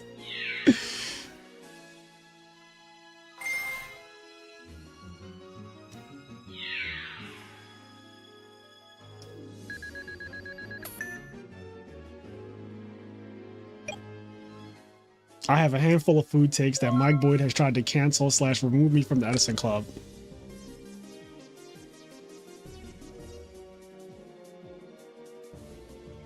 Yeah, I can't do the chicken salad thing. Something about it, because I don't know what part of the chicken it is. Like, do y'all know what part of the chicken salad is? Or do y'all just want attention?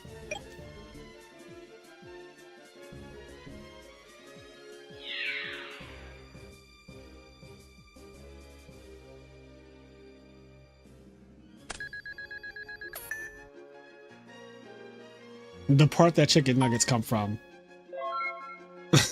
See, I don't know what you mean by that. I don't know what you mean by that. I don't know what you mean by that. So it's ground up nuggets? Like, is that what it is? Why wouldn't you just eat chicken nuggets then? Why the fuck are you putting mayo and spreading it across bread? What are we doing? Why are we just desecrating chickens? Why are we desecrating chickens and turning them into salad? Chickens are good. Did you know that chickens are good in their original parts, like wings, breast, thighs? Did you know that? Like,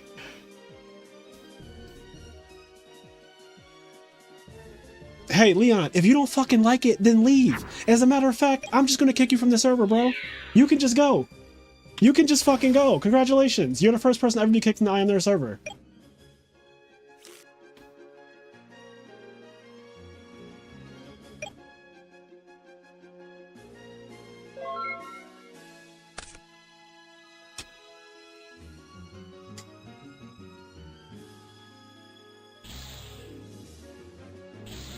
But let me give you a nice little permanent timeout too on this channel. Here you go. Boom. Gone forever. Be gone. Piss off. Look at that. Poof. You don't exist.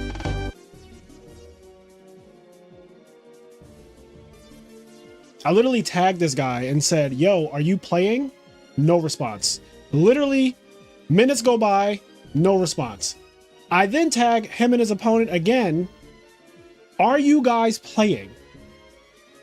Because at this point, if you guys don't answer me and I can't tell if you're playing or not, if you're just holding up the tournament, you guys are way back in the bracket for some strange reason, I'm going to DQ both of you. Because you're not answering anything. And he's like, oh, well, like, I'm playing the game right now. That's why I'm not answering. Okay, I'm still asking you a question. Like, if a judge walks up to you and starts asking you a question, you can't just be like, oh, I'm playing right now. Like, what? Like, I don't care if you're playing. I'm asking you, are you playing? That's the first part. You could have just said, yes, we're currently playing our match.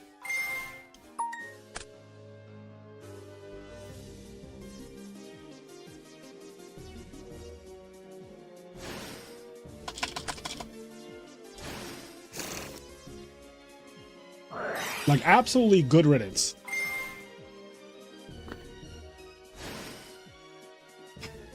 I'm not even rushing you guys. I'm literally saying, are you playing? Because right now, when we open chat, you guys can agree to this. You saw it. This fucker, Santi and Leon right here, were not even dueling. They were just not doing anything. There was just like nothing happening. And everyone else, bro, there are people in top 4, there are people playing in top 8, and they were just here. So I'm like, well, what is going on? Just tell me what's going on. It's a very simple question. Are you playing or not? No response. Then when I start bringing up, all right, I'm just going to fucking DQ you guys. Then all of a sudden I get a response. The second I say I'm going to DQ you guys, I get an immediate fucking response.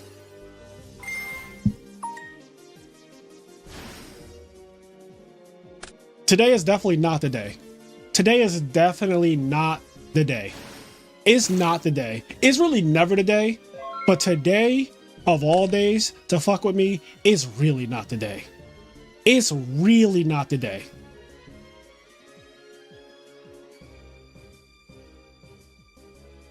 This is why when you guys say, can you host an in real life event like an RBET? No, because I will literally have someone dragged out by security.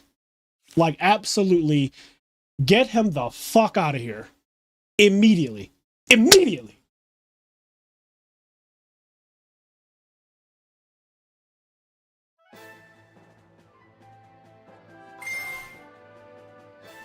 Head Judge Frey comes to the table and flips it himself. This is exactly why I want you to host an in real life event. Like, I promise you, I am not being unreasonable when I just say, hey, are you guys playing? I don't think that's like an unreasonable thing.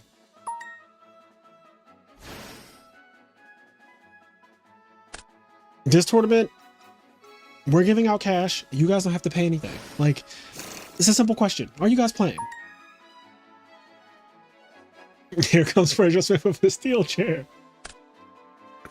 I'm here for the chaos and violence. So you guys like Bloodsport.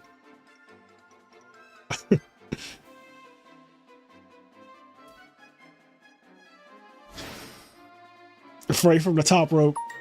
Oh my God, it's Fraser from the top rope. I can hear it now. The fuck, you know how when they get all loud like that and they go for like the people's elbow or the rock bottom and the lights, like all the lights are like flashing in the crowd. I love that. As a kid, seeing all the fucking lights, he just like rock bottom somebody. That shit is great. Oh man, all the lights are just like flashing in the back. As soon as The Rock takes off his glasses and looks around, oh, good times. Swanton bomb! Like, God, oh man, wrestling used to be so good back in the day. Oh, this is Modern Yugioh. Welcome. We have refreshments in the back. You guys thought that you were escaping Modern and playing Edison, huh? Why did he make Red Dragon Archfiend? Because his opponent had a set monster, and I guess he assumed that it was something annoying. I don't really know. Oh, this is bad, though. Yeah, Red Dragon is going to try to kill everything. I mean, there's ways around it, but Red Dragon is going to attempt to nuke the field. Imagine if his opponent chained to Red Dragon and was like, DD Crow. Because then you can't Stardust negate it. Then you cannot. So if you don't know how that works, Red Dragon activates, and your opponent has a chance to respond to Red Dragon activating, and they could just go like, activate DD Crow. And now Stardust cannot negate the Red Dragon wiping the field.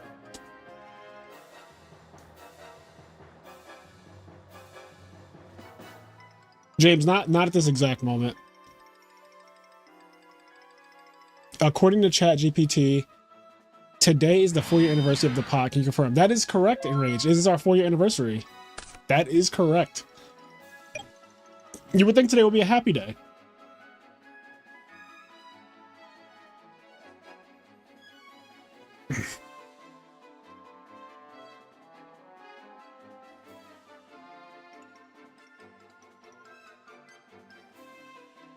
They want to show their ass on y'all's 4th birthday. That's right. We just turned 4 today. Literally. Literally.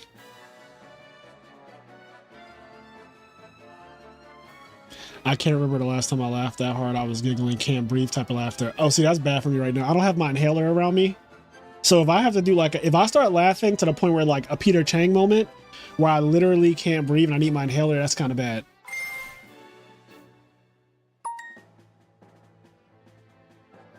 We should all celebrate with a cup of chicken salad. Ew, a cup of it? See, this is another thing. I don't want chicken in a cup.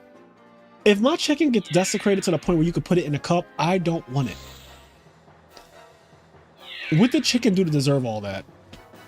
Like, is it wrong to just want wings and thighs and breasts? Are we still talking about chicken? What are we talking about, chat? I'm confused. Did you know Stardust's effect is called Victim Sanctuary? What? Is it really? No, it's not. Do you eat shredded chicken on tacos?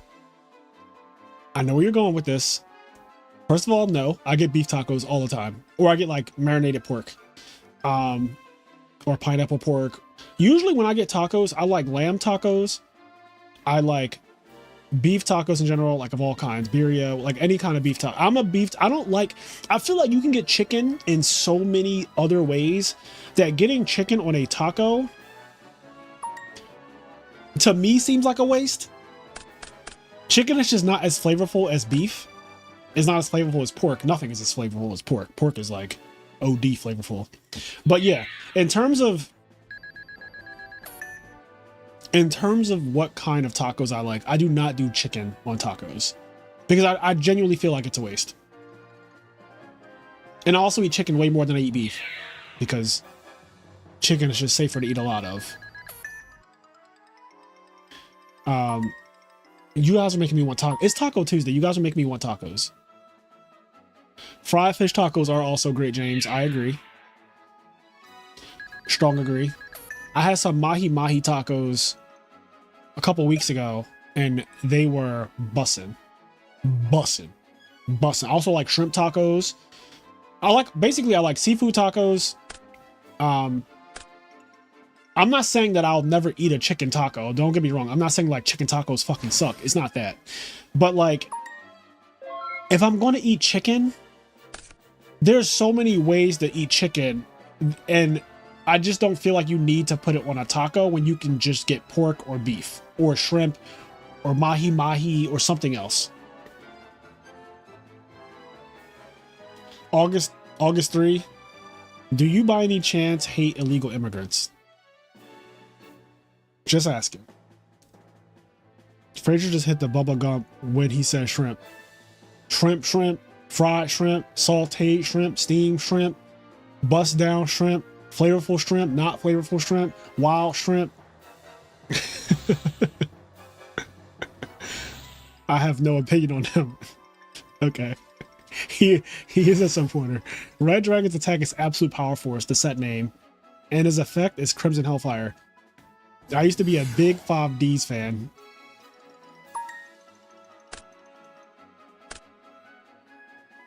I have a little stomach, so I'll just have the Enraged Peacock saying he has a little stomach is hilarious. What is happening? Shrimp salad. There's no way. Is shrimp salad, is that a thing? Why are we turning everything into a salad? Once you put the word salad at the end of the food, I don't want it. I don't want it.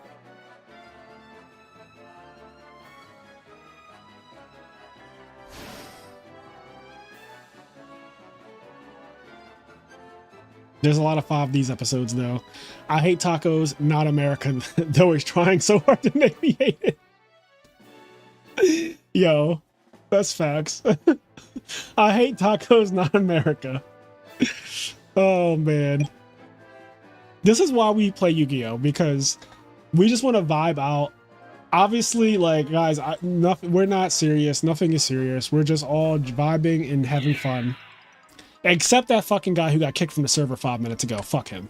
No, I'm kidding. Even he, I'm not actually mad at. I'm just, more so annoyed. And it's all spectacle. Yeah, making things into a salad or a casserole is just like... What about taco salad? What the fuck is that? Are you just naming things and putting salad at the end? Don't piss me off. There's no way taco salad is a real thing, right? Right, chat? He's gaslighting me, right? He's making me crazy. This duel was going surprisingly long too. Like, not that it's anything wrong with that. I was just wondering because he had 5 monsters on the field for the last 5 turns. So I was just wondering if, like, taco salad is real. What is taco salad? Like, what is it? Can someone explain it to me like I'm a child? Come back down south, you'll find taco salad. I don't know if I want to find it though. Was that a threat? Like when you say come back down south, you'll find taco salad. I feel like that was a threat because I told you I don't like salad. You're telling me that if I come down south, you're telling me what's waiting for me. It's kind of like that guy who said I got a spot in the woods. I feel like low-key, I've been threatened. Look up taco salad. All right. I'm scared to Google that. What's about to come up, chat? Hold on, let me Google this on the side so it doesn't pop up on stream. I'm gonna Google taco salad because I feel like y'all might be trying to get me to like blue waffle the stream right now. Oh, okay. Taco salad is just like, oh, like it's literally taco salad. Like it's exactly what it sounds like. It's this shit. Which, by the way, I wouldn't eat this.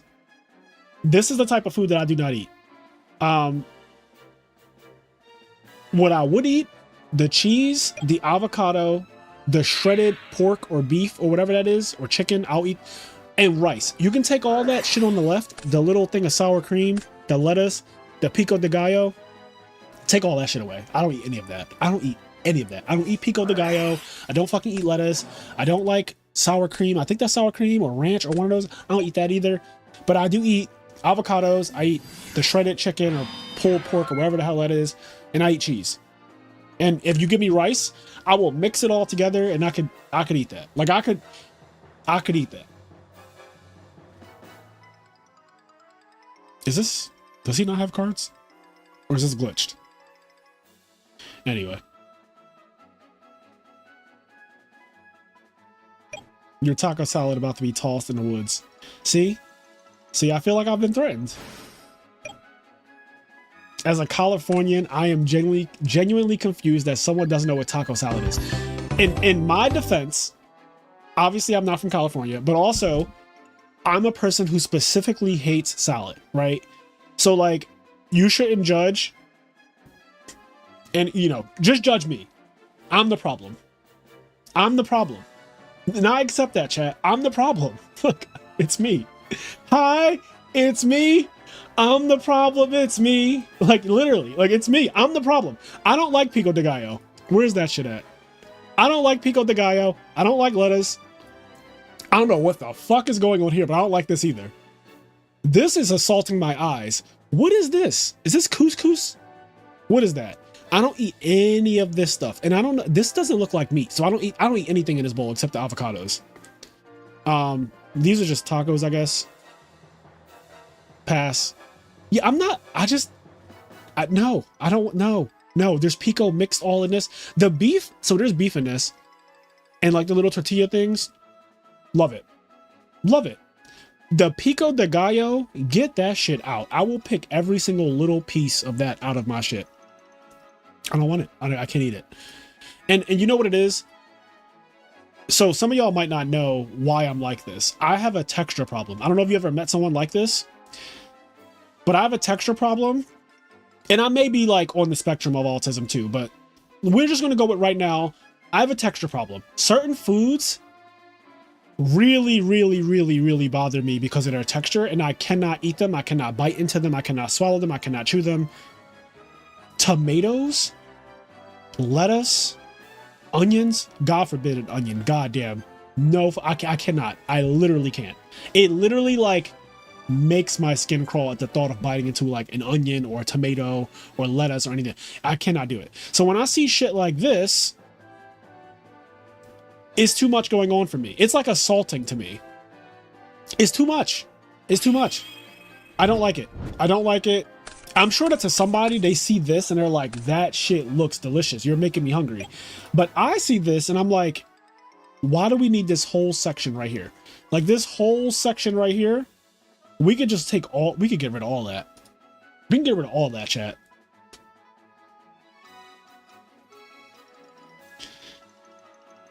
A parallel universe doesn't exist. Tupac's alive. Oh, does exist. A parallel universe does exist. Tupac's alive and kicking, and Kanye makes wise decisions. Trump is doing life in prison, and white people are eating spicy chicken. What the fuck is going on? What is happening?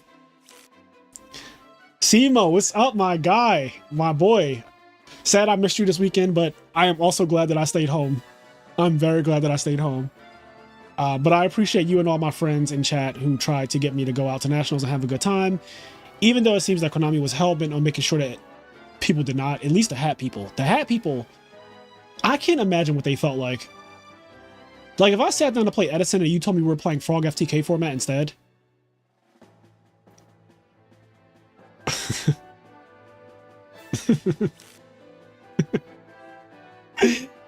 I can't even say it.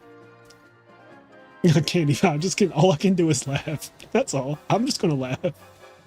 Just know this is one of those laughs that's like, get away from this person. Oh man. But yeah, I have a texture problem. So I do, the weird thing is, Zuko, I actually like onions from a taste perspective, and I think that onions are a great way to season food. And I know that a lot of things are cooked with onions, and I can handle them when they're cooked down and they're like not crunchy anymore. But if you were to slice an onion into a salad and then serve it to me, one, I'm throwing it in your face because I'm not eating a salad. But two, I can't bite into a crunchy onion. It like skeeves me out. It skeeves me out biting into an onion.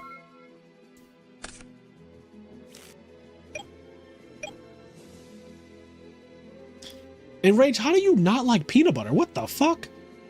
Are you allergic? You must be allergic.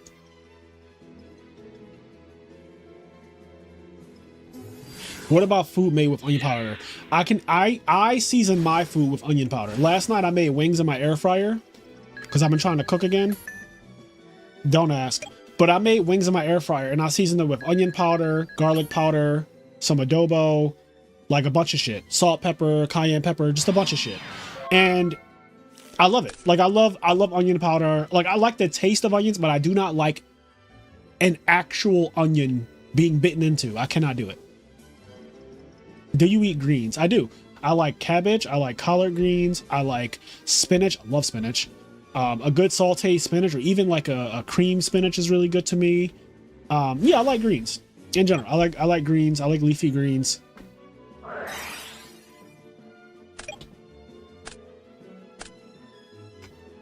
I love broccoli. String beans are okay. I'm not like the string bean guy, but like I can eat string beans and I'm not like super mad about it, but they're not my go-to. Like my go-to more is like broccoli, spinach, collard greens, cabbage. Right now, cabbage is like number one for me.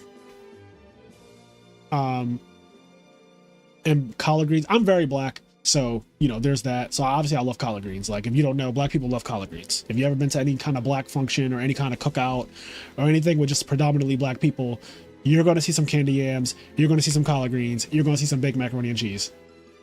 You know, like that's how we get down. That's just, there's a reason why my grandmom's arms, there's a reason why my grandmom's arms have like all my grandma, like they're hanging, like it's hanging like from here. Like it's just all fat. Like it's just, like when she shakes, it's just like all this is just like going crazy.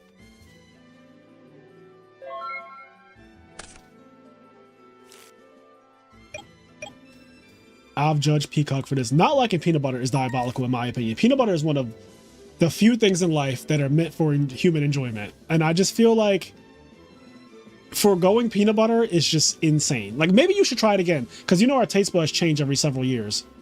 Like every like 7 years or some bullshit, your taste buds just change. There was a time where I didn't like macaroni and cheese. Like there was a time in my life when I was a kid when if you put macaroni and cheese in front of me, I would just like poke at it, but I would not eat it. Now I'm the macaroni and cheese monster. I'm the fucking macaroni and cheese. I'm basically orange. Like if you look at me, like look at my skin, you can see like there's an orange undertone. That's because of how much mac and cheese I eat.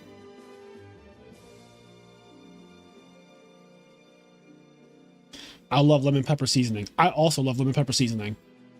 And I have lemon pepper seasoning in my cabinet. It went bad, but it's in there because I stopped cooking for like years.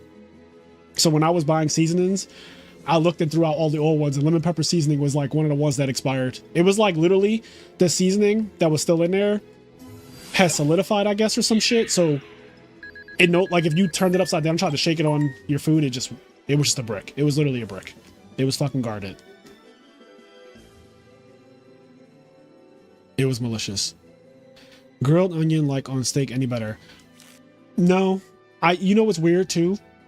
When I was a kid, I used to eat cheesesteaks with fried onions. And I used to love it. I mean, I used to love a cheesesteak with fried onions, which is so weird because in my mind right now, as a 30-year-old man, I cannot imagine biting into a cheesesteak with fried onions in it. The thought of just several onions being crunched skeeves me out. Ew.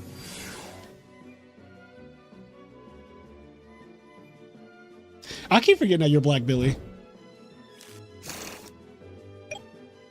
What is it about pasta salad that you don't like? I don't like salads, and I think it's because salads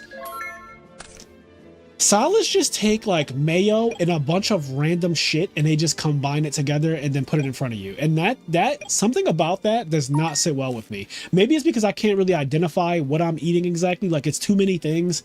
Maybe it's assaulting to my eyes. I don't like salads. I feel like salads are for rabbits. Like, you can feed a salad to a fucking bunny. You cannot feed it to me. I'm a grown-ass man.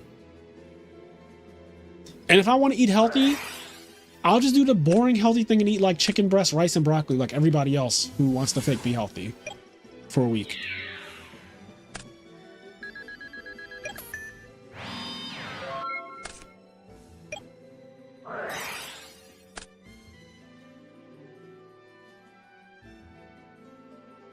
You can't be doing your grandma like that on stream. She's fine. Reese's is the best candy, honestly. So my favorite Reese's, it used to be Reese Cups, just like regular Reese Cups. But then when Reese Sticks came out, I found God. I found God. Reese Sticks, God made Reese Sticks directly. Like, he saw what they were cooking with the Reese's cups. He saw that and he tried. He was like, this is really, really good. They cooked with this one, but I can make it better. And he came down and made Reese Sticks. Reese Sticks are fucking crack to me. Like, they're crack. Who's winning? Where are his cards? Is he out of... Is this glitched? And y'all just not telling me I'm getting out of here. This is glitched. Oh, wait. Was that duel over? Who was I even watching just now? Oh, he doesn't have any cards. This is real. Where did they all go? Oh, wait. He got dust shooted. They're in the... Okay. I'm an idiot. They're banished or something. Anyway, I'm going to read chat. I don't even know why I try to pay attention to the duels. Because I didn't watch any of the duel. And then I come in like 15 minutes into their duel. And I'm like, what's going on? Let me just pay attention to chat. Chat, we're talking. We're vibing. I have a 9-pound bucket of peanut butter. Why do you have a 9-pound bucket of peanut butter, Simo? You know what? Actually, I don't want to know. I don't want to know. In fact... Keep it to yourself. Just never tell me why you have a 9-pound bucket of peanut butter. That's fine. That's cool. So anyway, Reese's has PB&J now. What do you mean by that? God also made ants, then also made ant eaters. So take that as you will. Listen, a win's a win. Peanut butter is the best. Reese's are the best. Reese's Puff cereal. I often go to Scooter's Coffee by me and get peanut butter cup coffee. That sounds amazing. Peanut butter and jelly. Yo, there's this place in Philly that if they do a YCS in Philly, which I have a feeling maybe next year, there's a place called Nifty 50s and they do milkshakes. They do burgers, fries, you know, chicken tendies, all that bullshit. But go for the milkshakes. They have a peanut butter and jelly milkshake. Me and Steve Silverman, you know, Steve Silverman, we swear by, like, their milkshakes are crack, but the peanut butter and jelly milkshake, I'm salivating right now. I'm salivating right now at the thought of a peanut butter and jelly milkshake. Mind you, I've been dieting for the last like 2 months since I got back from Japan. I think today is the 2-month anniversary of me returning to the US. And so I've been dieting and I haven't had a milkshake in a very long time. I think I'm gonna get a peanut butter and jelly milkshake. Like soon. Like not right this second.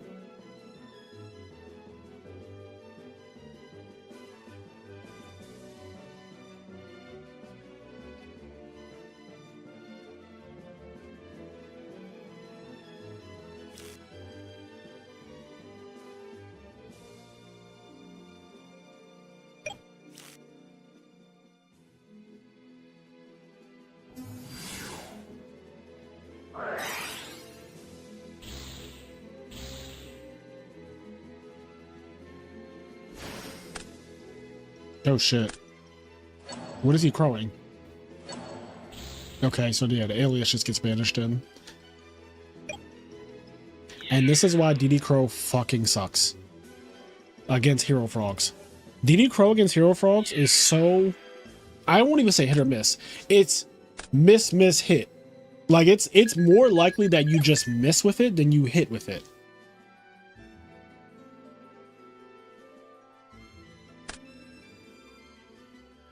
Alright, so we're at 4 darks. Kill switch is up in cards, but life points are at 4,000. I don't think you're going to die at 4,000, right? With 2 cards, no setup. They need to go Blizzard Dark Arm. Literally, Blizzard Dark Arm kills you, but like, outside of specifically Blizzard Dark Arm, I don't think Black Wings has a 2-card combo that no setup, just like, you're dead. From 4,000 specifically. Anyway. Let's see. What is chat saying? So Simo said that sounds insane. I'm assuming he was talking about peanut butter stuff that I was mentioning. Oh yeah, the peanut butter and jelly milkshake. Yeah, it's broken. Oh, it's called Nifty 50s in Philadelphia. If you come to Philadelphia for any reason, find Nifty 50s, tell them I sent you, get the peanut butter and jelly milkshake. They also have like 50 different milkshakes though. So when you're looking at the menu, you might just see something else that speaks to you more. And I'm all for doing what makes you happy. But the peanut butter and jelly one, you will not be disappointed. In fact, I recommend you go with a friend. One of you gets the peanut butter and jelly, and one of you gets the other one, whatever the other one you guys want to try, and then just like, I'm really close with my best friends, so we don't mind swapping or getting 2 straws and just like sharing milkshakes. I don't know how y'all feel about that. Y'all might be like, ew, gross. Fuck y'all. But I don't mind sharing a milkshake. It's not that big of a deal. So if you want to do that, you could also do that. They have a lot of flavors though. They have over 50. I like Transmigration. Transmigration's okay. It never just does quite what I want it to do though. I recently stopped drinking and have been going around my area trying different ice cream shops. Let me tell you, I'm gonna go back to drinking. It's way cheaper. What just happened? You had me in the first half. I'm turning 28 in 2 weeks. Nice. If I come to Philly, you're taking me on the food tour. Oh, Simo, if there is a Philly YCS or any reason that you end up in Philly, please let me know well in advance. I will absolutely take you on the Philly food tour, bro. We are, oh my God, I have so many places. I have so many fucking places. We're getting you a half a cheesesteak because like, I want you to have room for all the shit I want to feed you. So you're getting like half of a cheesesteak. So we'll split a cheesesteak somewhere. We'll go get milkshakes from Nifty 50s. We'll get pizza from this place called Paulie G's, which has the best pizza I've ever had in my life. I don't know what your dietary restrictions are, but there's like Reading Terminal has a bunch of shit that I would love for you to try. There's pizza pretzels. There's water ice, which are like things that Philly is kind of known for, like water ice and pizza pretzels, or just pretzels in general. There's good Italian spots. We have a really, really, really good yakitori place. I can eat anything now. Perfect. Because you're going to be eating literally anything. We're just eating the whole time. Fuck the event. You know, in 2023, when Konami did Philly YCS, what's happening? Is he taking forever? In 2023, when there was a Philly YCS last, me and my friend David, we literally did not do the event. Like, well, at that time, Ultimate Time Wizard didn't exist yet, so they only had the pods, and I had already like played and I won 4 lad mats already, so I wasn't about to enter another pod. So I was like, yo, we can just like go around Philly and like get food, and we got drinks and tacos and stuff, and we had a great time.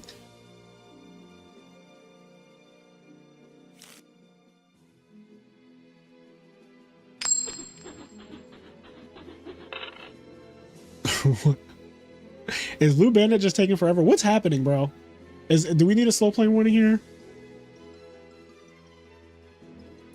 All right, I was about to say, I'm gonna message him. I didn't know. I feel like if Kill Switch is flipping coins, that's like a sign that the opponent is taking entirely too long.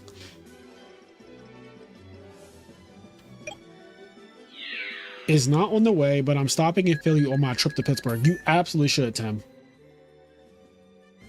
Yeah, stay clear of Kensington, though.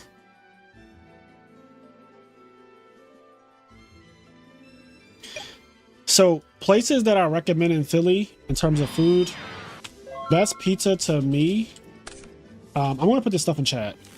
Angelo's Pizza, which has lines out the door, or Paulie G's. I'm just gonna call it. It's just Paulie G's. Favorite taco spot. Mission Taqueria. You get the carnitas tacos.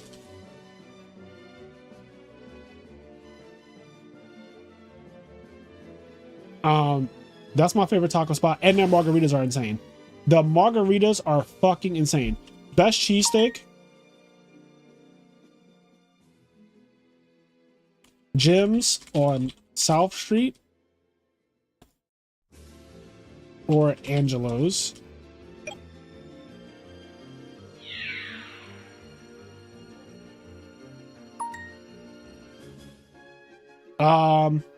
Best milkshake. Do not go to Chick-fil-A if you're in Philly. You have so many options that are not Chick-fil-A. But I just say go to Nifty 50s.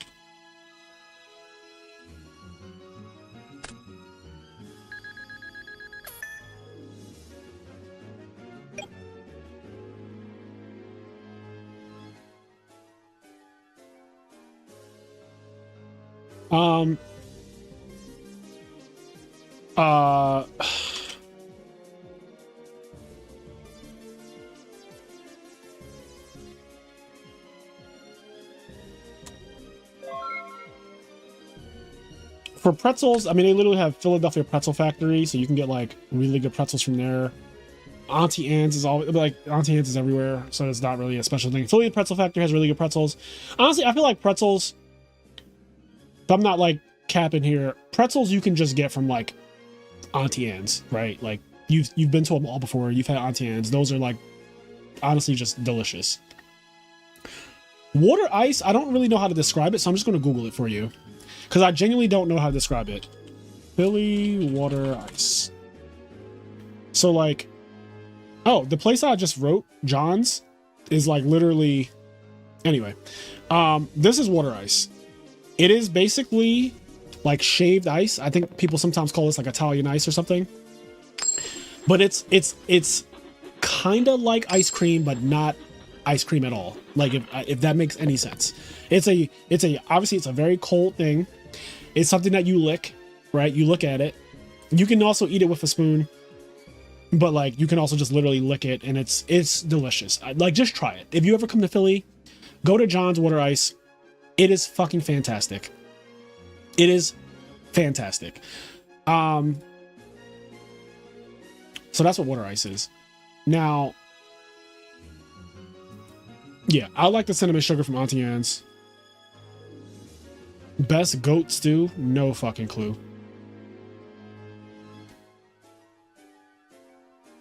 No clue.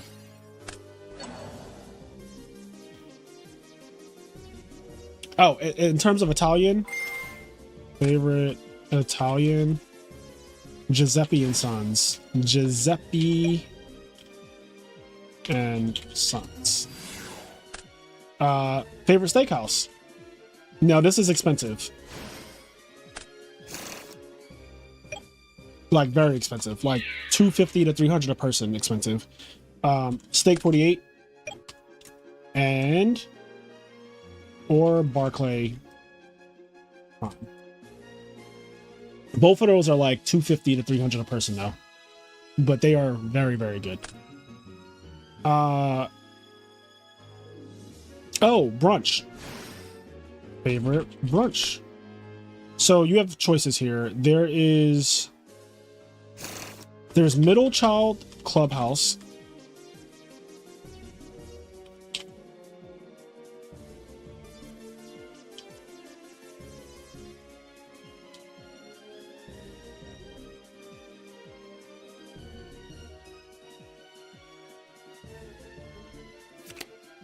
And there is, I haven't been in a very long time, but Green Eggs Cafe. Green Eggs Cafe. Get the French toast. They always have the crazy flavors. Green Eggs Cafe is insane. I'm gonna pull this up too. Green Eggs Cafe French toast. So their French toast goes nuts. Like, it's not regular French toast. I would never recommend like some boring ass French toast. This is what the French toast at Green Eggs looks like. This type of shit. This is an apple pie French toast. This is a strawberry Straussel, or however you say that word, strawberry French toast. They have this one that is creme brulee French toast with berries. Yeah, they have like an Oreo French toast. They have it. It's like seasonal. Like they all like cycle in and out. They have a Bananas Foster French toast. They have this one that is cookie dough French toast. They have, there's more. There's like a lot more. What's this one? I don't even know what that one is, but yeah. Green Eggs, crack. They also have these red velvet pancakes, which are out of this world. So Green Eggs, really, really good. Middle Child Clubhouse is also insane.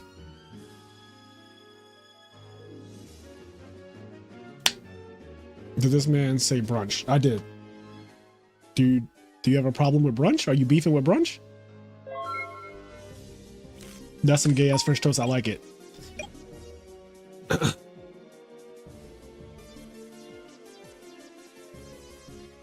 Best brothel, asking for a friend. I don't know if we even have brothels.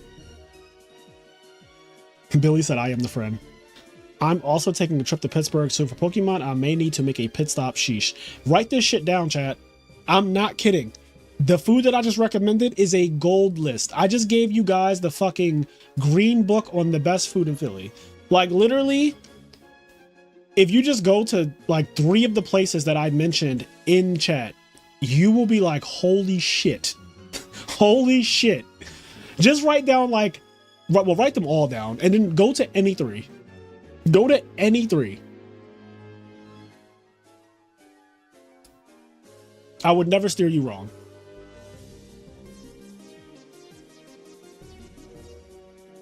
What's happening? Is this the same duel? This is that same duel.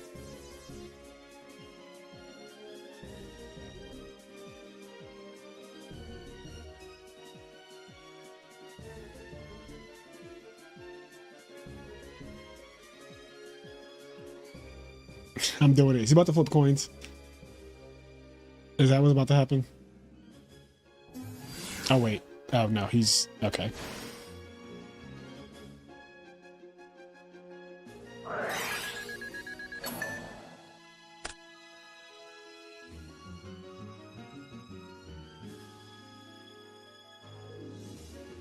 Is this game somehow? So that's 8. This is Red Dragon? Do Black Wings play Red Dragon? Oh, shit.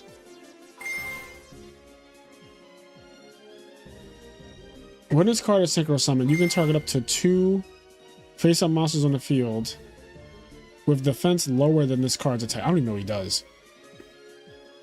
Destroy those targets. You cannot conduct your... Oh, okay, you cannot conduct your battle phase. I was about to say, he's just dead. Why do they put that on this card?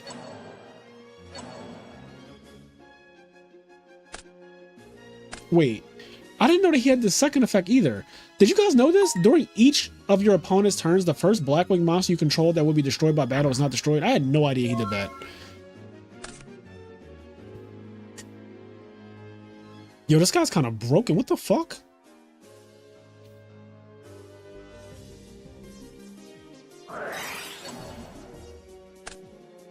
I really don't like that you can't conduct your battle phase, but I guess if you can conduct your battle phase, this card would be game when it came down. Like, pop 2 cards and then attack is like outrageous. So I get it. This is also 2010 Yu-Gi-Oh! And this card probably came out in like 2009 or something.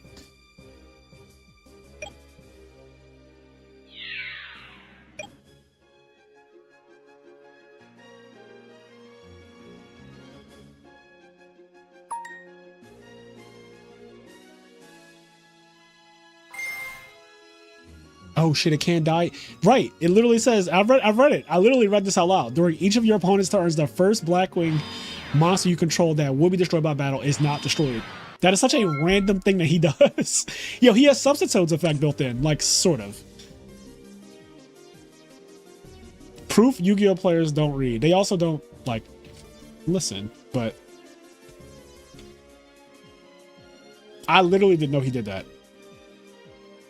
Blackwing Sphere of Chaos. I should definitely read cards, but like, I'm a Yu-Gi-Oh player, so I can't. It's against my religion.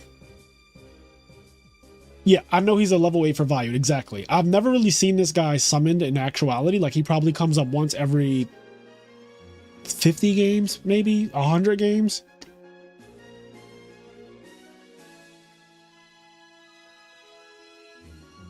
This duel was very intense. Because, like, Kill Switch was really doing well with the dupe block and all that shit.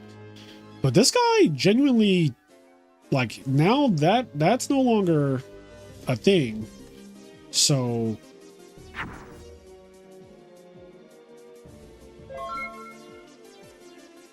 you're also American and Gen Z. So first of all, I'm not Gen Z. I'm American, but I am not Gen Z. So the ability to read is just beneath you. I'm definitely not Gen Z. What's your go-to hot sauce? I like Frank's. I also like, what's it called? I have to Google hot sauces. I don't know the name of the bottle, but I know it when I see it. But Frank's is one of the ones that I like. This one, Crystal. This is the hot sauce that I grew up on. This Crystal one. I'm gonna put it up here. So I grew up on this hot sauce. This is the hot sauce that we always had in the house. But now that I like buy my own shit, I have this and I have Frank's in my cabinet. So those are my two like hot sauces. Frank's Red Hot. This one. Actually, you know what's funny? So you guys know I did Hot Ones. Like me and Kenny, we did the Hot Ones challenge and we actually ordered the fucking 10 hot sauces from Hot Ones case. So right now in my cabinet, I have 10 different Hot Ones hot sauces. And there was a month where I was ordering wings like almost every day from Wingstop. And I was ordering them plain with no sauce. And I was just trying the various hot sauces on those wings throughout that month. And I kind of stopped doing it. But I might go back to that.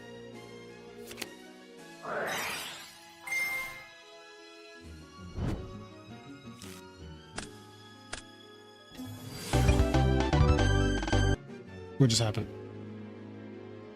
Kill switch declared effect. Blue bandit admitted defeat. Ah, okay. All right. So kill switch is moving. So where are we at? Hydro Pump is in the finals. Hydro Pump beat Spore. Santi just beat Black Sanji. That's kind of tongue twister. Sanji and Black Sanji and Santi. There you go. Joshua Johnson's playing GBs. Is Hydro Pump playing his Dragon Turbo? Is Hydro about to win a tournament?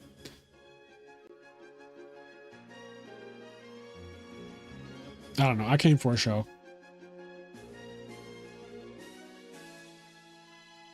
We're almost done tonight. Ooh, Carl Wait.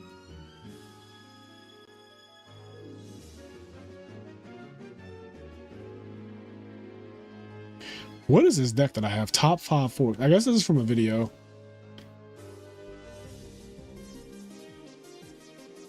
I don't know, but the world is at peace when Hydro Pump is playing Dragon Turbo. Like, I feel like when I see him on like Black Wings and stuff, I'm just like, what happened? You know, like what happened? Like, where did we fail you? Where did we fail you?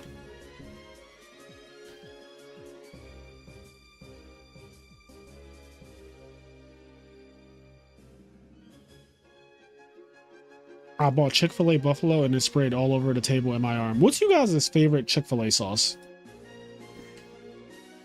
Mine is Polynesian. That's my favorite Chick-fil-A sauce. When I get tenders or nuggets or whatever from Chick-fil-A, the Polynesian sauce to me is crack. I think a close second is like the Sriracha one, but I really like the Polynesian one.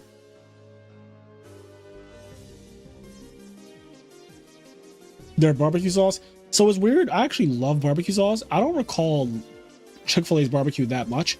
So maybe tomorrow for lunch, I'll get Chick-fil-A. No, I'm not doing that. But maybe Thursday I'll get Chick-fil-A. Thursday sounds better. Actually, I'm supposed to go to Mission Taqueria. I don't know. We'll figure it out, chat. I'm getting Chick-fil-A before Sunday.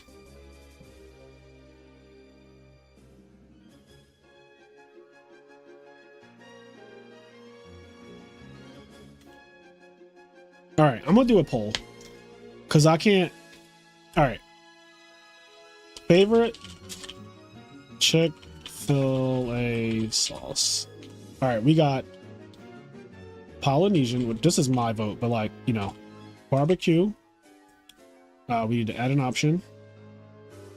Chick-fil-A sauce. They have a honey mustard and a sriracha too, like sriracha. I don't know how to spell sriracha. How do you spell sriracha? I think I spelled it right. Sriracha. Oh, you can't add more than 4 options. What are the? Okay. I'm just gonna do these ones. Fuck it. The poll. I think it only gave me 4 options, unfortunately. So.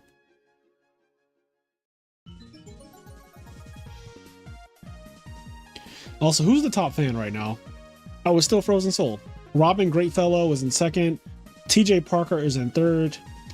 Fucking Nightbot is in 4th, bro. Nightbot, get out of here. You don't count.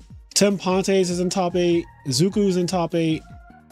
Hydro Pump's in top 8. And Find Out Yu-Gi-Oh's in top 8.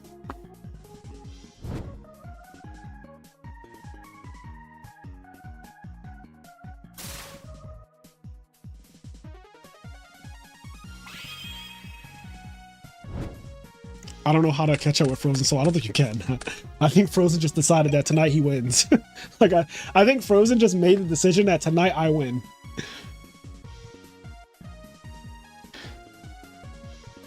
See, I'm white. I got heartburn just reading some of those. Enraged, you can't be that white, bro. You went to, didn't you go to barbecue with us at Terry Black's? Didn't you literally go to Terry Black's with us?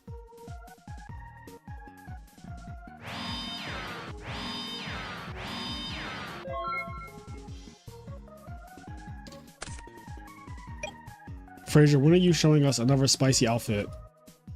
Go to my Instagram, bro. My Instagram is Saint Alante.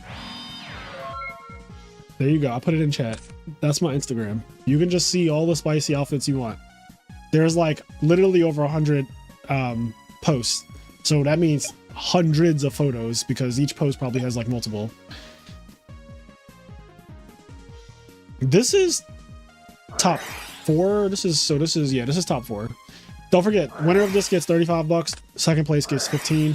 We're giving out $50. What I'm doing is I'm giving the money back that was donated to me last week so that I can go to nationals because people were donating money for that. And like, obviously I didn't fucking go to nationals. Thank God, by the way. But I do want to just return that money to the community. So this tournament is just, I'm just giving that money back.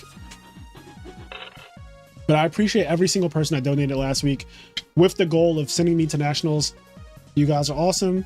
But yeah, I was just never going to that tournament, it seems, and I'm honestly glad because I didn't want to see hat players crying.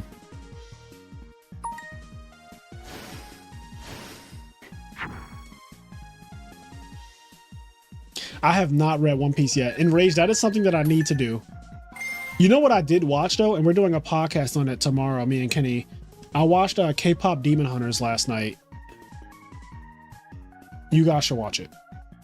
Well, if you know, it might be your thing, it might not be your thing, but I watched K-pop Demon Hunters. It's on Netflix. I watched it last night. Kenny and I are doing a podcast on it tomorrow, and you guys will be hearing that podcast very soon. But are you going back to New York City anytime soon? Yes, Alex. Yes, I'll be going back to New York City at some point. It's not a show, it's a movie. It is a movie. Guys, real quick, if you haven't already, please vote in the poll.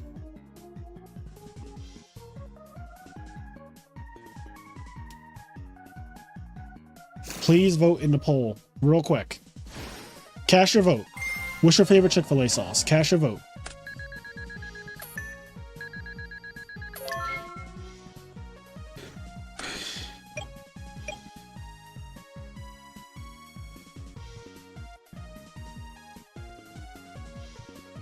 What's your favorite cologne? My favorite cologne is Baccarat.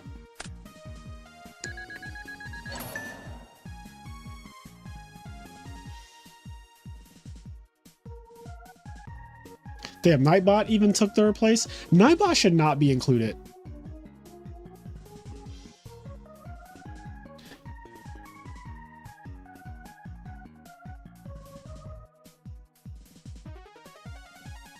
All right, I'm going to end the poll here. Let's see what the results are. Let's see what the results are, guys. So, I guess that it still has to generate. Come on, give me some results.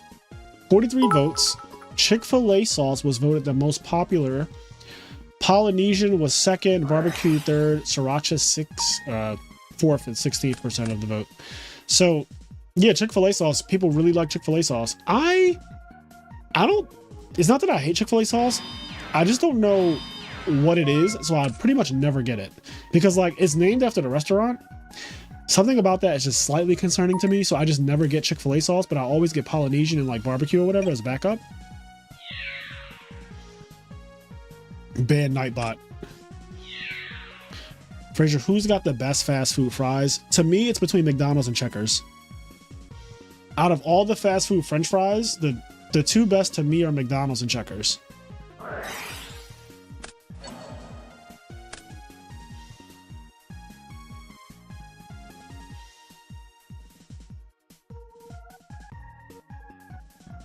I do have a Bond number 9 cologne. Hold on, I'm gonna grab this bottle. My friend got it for my birthday.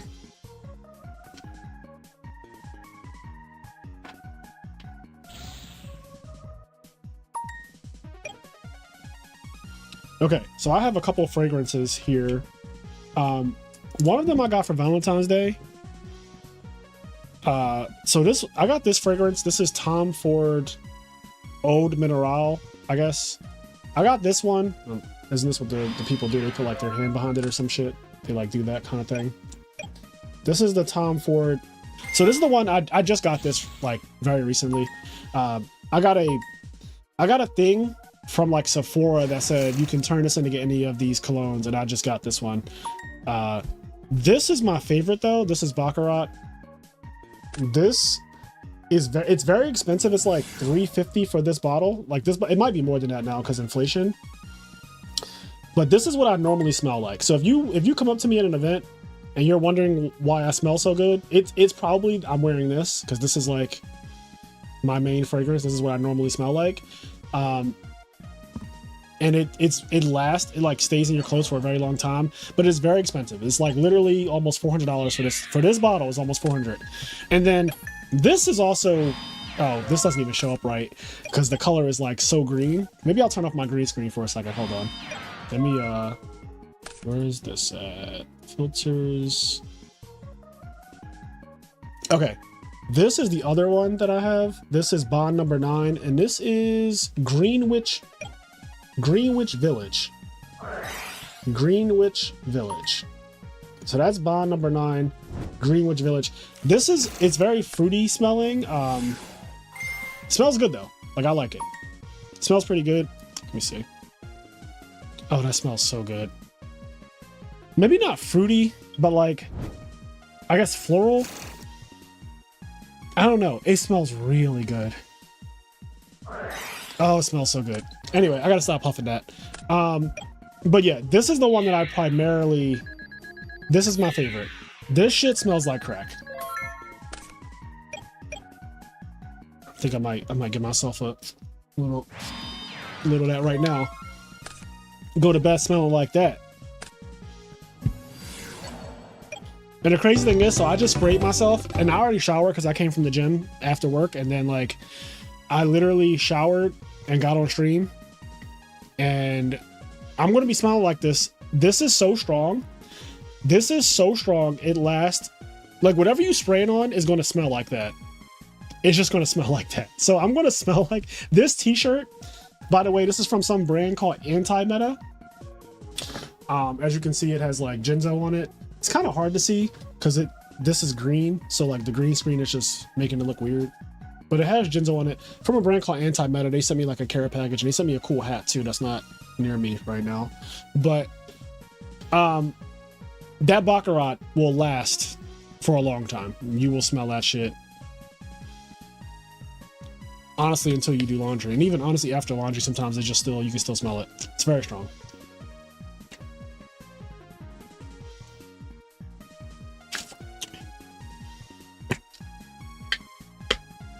That looks so cool in the green screen. What, this one? Or like the anti-meta shirt. Are you talking about the anti-meta shirt or this thing? This looks like a fucking Mario star.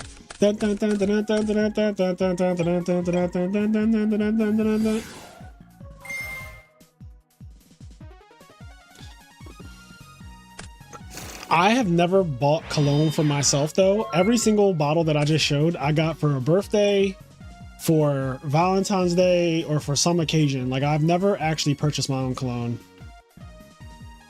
And honestly, I think that that's one of the few things that men should be gifted for like occasions, because we don't really get gifts often. So like,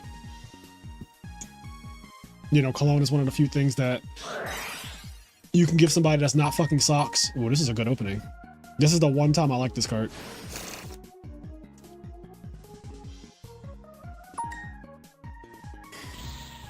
Yves Saint Laurent. I do not alternate my colognes based on season, Alex, but I do base my colognes on just like how I'm feeling at the time.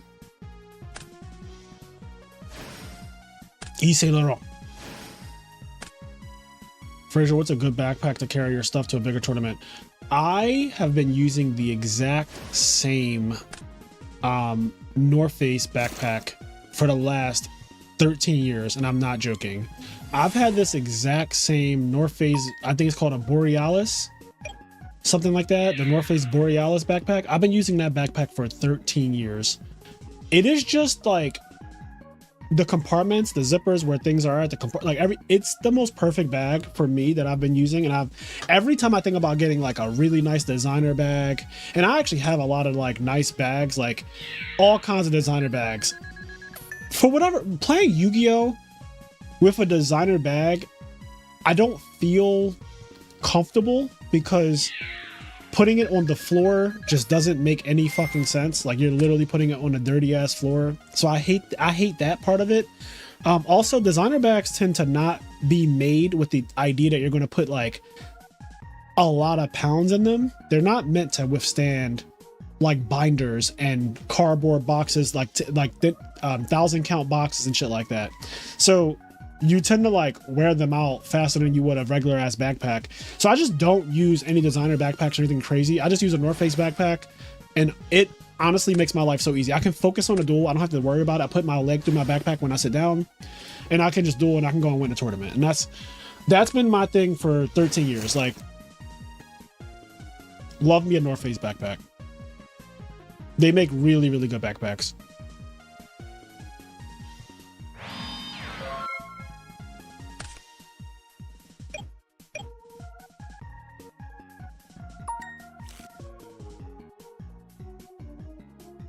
I'm like catching up on chat right now.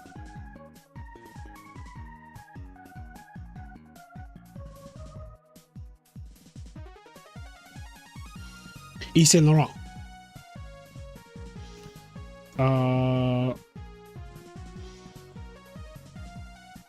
Trying to catch up. Wait, okay, let me read over here. I don't trust men that don't wear cologne, to be honest. Damn. Is there a cologne that smells like a new pack of cards? I don't know.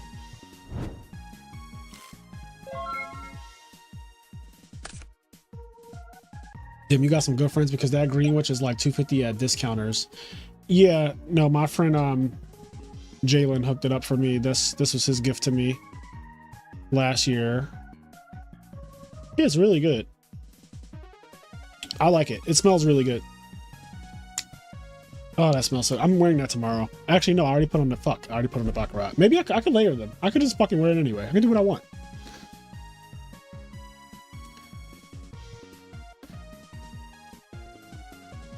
Let's see. Lacoste has amazing cologne. WD-40 cologne is where it's at. This is sarcasm. Hello guys, sorry for my ignorance. I'm quite late. What's the Konami drama about? Please don't tell me it's again about the update text. Oh, it is, Luca. Unfortunately, I'm waiting for the one ape that says Drakkar Noir.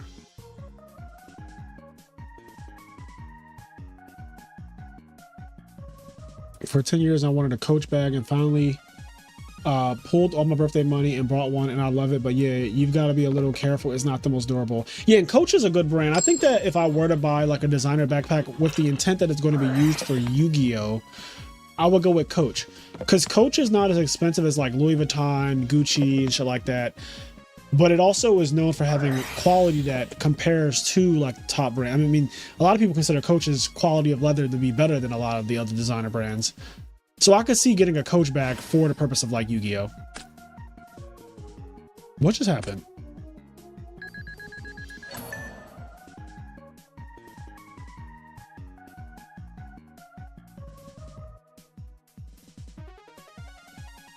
Take my riser. Rich, why didn't you top this past weekend? What happened? Or did you top?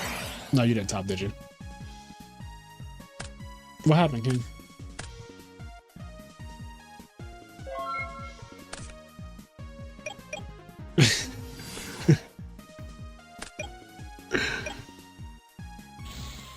I have not seen Superman. I'm scheduled to see Superman maybe on Friday or Thursday. I'm not sure yet. But I might be seeing it soon.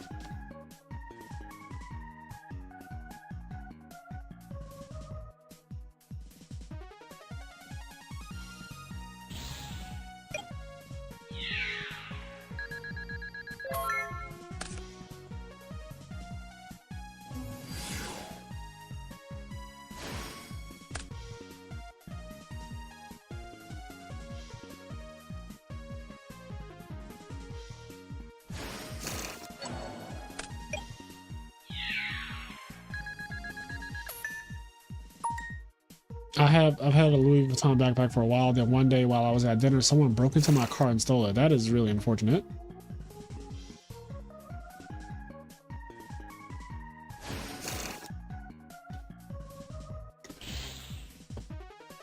I was +6 on my opponent. He had one card and he top decked brain control. Don't want to explain the whole thing. Damn, you're still butthurt over it? I understand, King. Me and Michael Borey saw it last Friday. It was amazing. Yeah, I do want to see it. Just rewinded the stream and Nats was absolutely crazy, especially Hat. I remember asking the vendors why they were selling Gear cards because it was unplayable, and they were like, huh?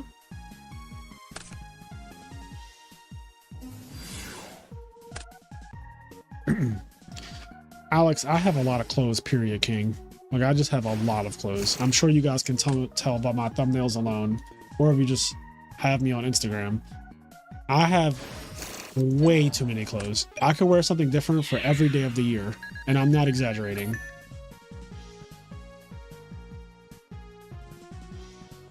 Cat, summon cat gee.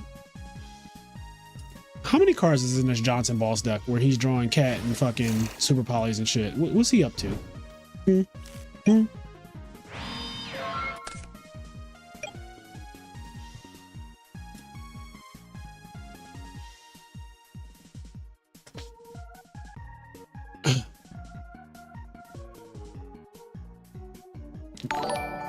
Hey, Dominique, thank you for becoming a member. Dominique is our mod in the Discord server. He's one of our mods. We have two now.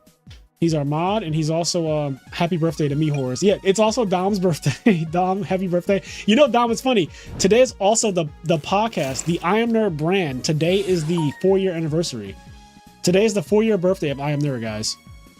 We started IMNerd in 2021 on this exact day. Let me tell Kenny happy anniversary. Happy anniversary,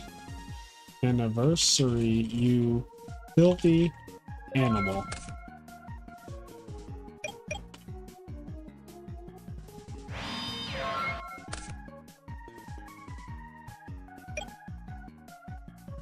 And the only thing I wish is that we started it sooner. I'm Their podcast starts pre-K next month. I started pre-K when I was 3. I graduated high school at 17. I graduated college at 21. So as far as I'm concerned, the I'm There podcast is already about to go to kindergarten. Thank you, Dom. He said, happy anniversary to the best podcast on the planet. Yes. We're doing, so the next episode of the podcast is going to be on K-Pop Demon Hunters, which is a Netflix movie that recently came out in the last month. Thank you, Alejandro.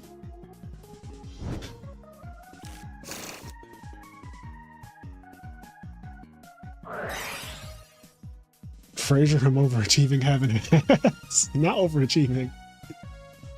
Time really does fly. It almost feels like the podcast started very recently. Honestly, it does. Okay, so who won? Oh, the Dastalos guy won? Uh-oh, they're talking. Oh, they're talking shit. Trash ass jit. The fuck is wrong with you? Yo, homeboy, take forever. That's why I was rolling dice. Shut the fuck up. I love some good Yu-Gi-Oh beef. Love that. You guys ate that. You guys ate that. All right, now we're in the finals. It's a Kill Switch versus Santi versus Hydro Pump, I think. Is that who won? Fuck, I didn't really see who won. Okay, it is Santi. Good. All right, cool.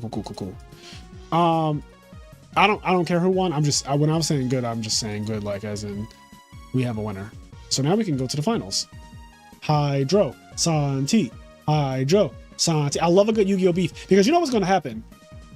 Joshua Johnson and Santi, they both play in a lot of these tournaments, and no reason not to. They're just free, and then you get money if you do well. They play in a lot of these tournaments. They're going to play each other again, and I love a good storyline. I love a good storyline.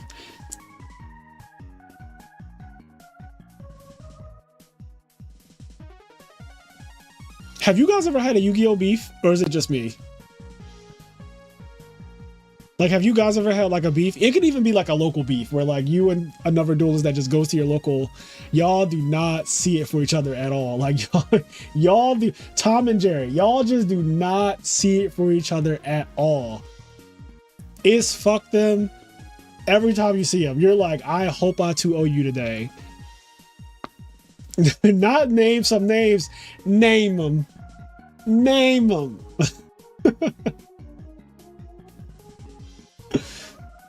Brandon Wigley versus Dion Ackridge was legendary. I have that fight video in my phone. In my phone, I have Dion Ackridge and Brandon Wigley. Like the physical altercation is in my phone. Like that's that. Jeff Jones versus Kevin Silva. Nazar versus Blake. Me versus Billy. You guys don't have to say it. I know, like, you guys talk about that shit like every week, I feel like, at this point.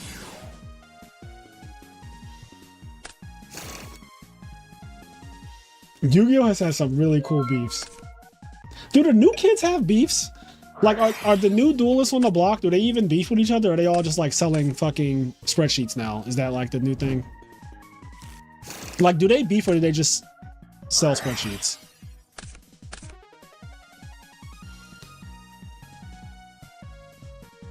You can ask Boyd. I'm 10 toes down on wanting to box Keegan in the parking lot. Oh, TJ, yeah, you really don't like him, huh? Yes, I've had several beefs. Not anymore, though, because they made me sad and do things I really regret nowadays. Aw. Conway, Eric, the Suchis, Lil Austin. Bill, you got a fucking list. You're like Arya Stark out here. Billy goes to sleep like Eric, the Suchis, Lil Pack Rat. I'm about to sell a frog spreadsheet. I hear it's all the rage in modern. I had beef with Chris James for a while back in the day. A lot of people had beef with Chris James, so I'm not surprised. The new duels definitely beef. Do they beef? They sell spreadsheets and then laugh at people who buy them. Oh shit. Sean Pittman versus Hani was the last beef. What was the beef about? What the fuck is selling spreadsheets? It's modern. Chris LeBlanc and Trey Massengale. That was a beef. That's a random beef because those two are like literally 15 years apart in age. But I guess when you play Yu-Gi-Oh, you can just end up beefing with kids. Oh, is he dead? Oh wait, this is turn 1. He like card destruction, I imagine. That's why he has a full graveyard. Or no, something's wrong. Yeah, he does have a battle phase. I was like, wait, there's 7 cards in here. This cannot be card destruction.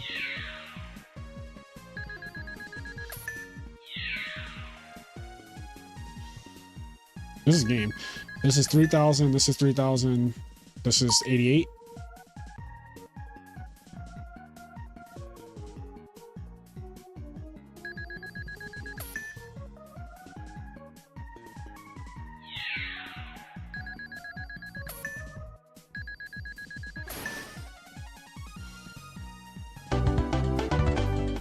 All right, dead.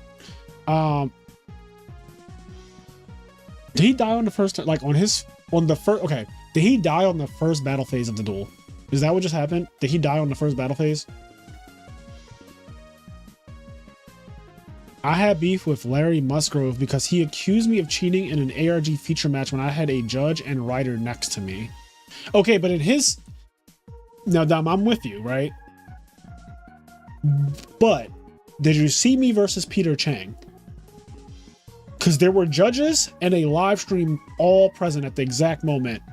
And that didn't stop him at all. AKA James Frazier. I'd give him a swirly.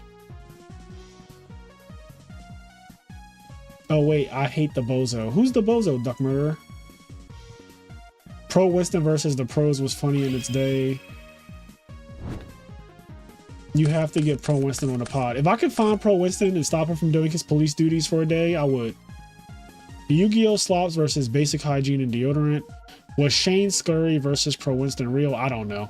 Chris LeBlanc got Trey banned. Oh, that is something to beef over. That's definitely a fuck them kids kind of moment. Behind the Duel Disc said, I can't stand James Frazier. You know, I don't like that he has my name in it and you can't stand him because I feel like you like me.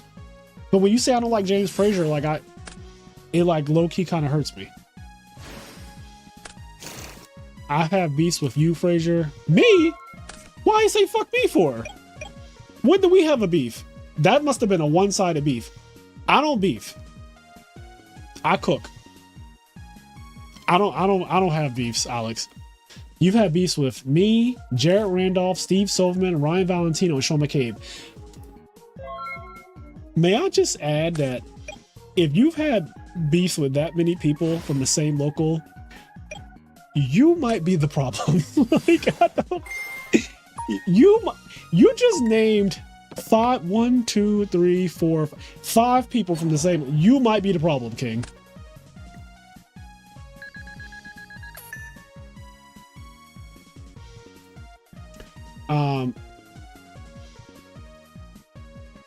I'm trying to catch up on chat. It's really hard. Okay. All right, hold on. I'm going to move this chat over here. I just need to see all. There's just so much going on. Nazar versus Blake. Trey is weird. He slept under the table in the hotel when we went to SJC Houston.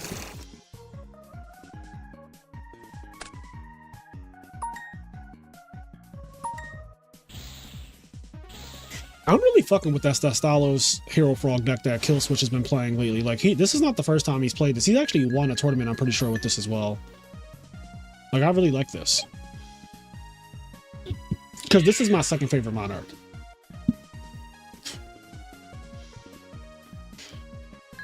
Iman was beefing with a few pros too. I forgot what it was over, but it turned into a best of 5 money match after YCS, and he had like 100 people circled around it to watch. Adam Korn and LeBlanc was funny. That boy James Frazier would make my ass itch. He remind me of one of those two-faced goons from Batman. That boy probably eat plain McChickens, easy to draw head ass. Damn. Tell us how you really feel. These are just such basic moves. The Peter Chang duel was hilarious. Yeah, that one was crazy. Peter Chang was trying to blitz cheat. So, I mean, yeah. Peter Chang is crazy. Matt Pedal tried to flip the table at SJC Edison when I bottomless his overload fusion. Really?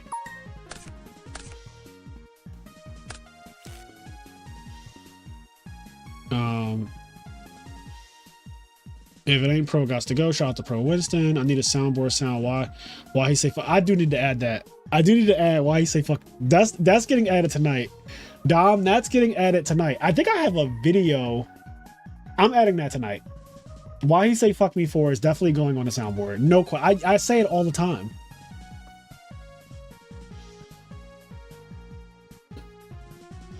Alex says, yes, I was the problem. I was never that good. You guys were always better and tried to help me, but I always fought with you. That's one thing I'm ashamed of nowadays. Alex, do not be ashamed. You are forgiven. I promise you, none of us, me, McCabe, Silverman, Jarrett, water under the bridge. We're all old ass men now. None of us care. I never cared, but I'm going to speak for them and say that they don't care either now because it's just like, it's so old. So you have nothing to be ashamed of. Everyone went through a period of maturing and learning maturity and stuff. Life is hard. Not to get all deep, but life is definitely, it's hard. I money match Jared, can't have beef with someone I pity. Damn. Was Adam Korn liked by the pros or not? Yeah, Adam Korn was beloved. I'm siding with Boyd against Peacock. Someone made a Yu-Gi-Oh! Beef video. I heard about that. I probably should watch that.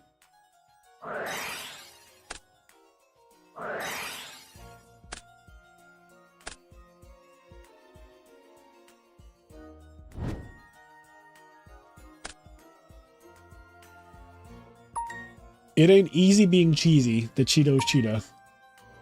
What? This is so random.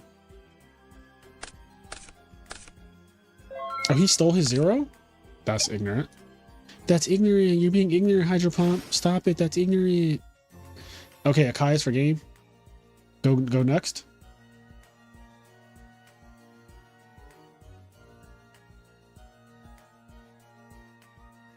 $28-0 to ban. The Adam Korn story was wild. Was he really 28-0? I feel like if you're gonna be like if you're going to be somebody who breaks the rules, let me just say it like that. If you're going to be someone who breaks the rules, there has to be a different level of ego to say, I'm never going to let myself lose. Like that like, I just can't afford, I can't be bothered with losing mentality is so toxic.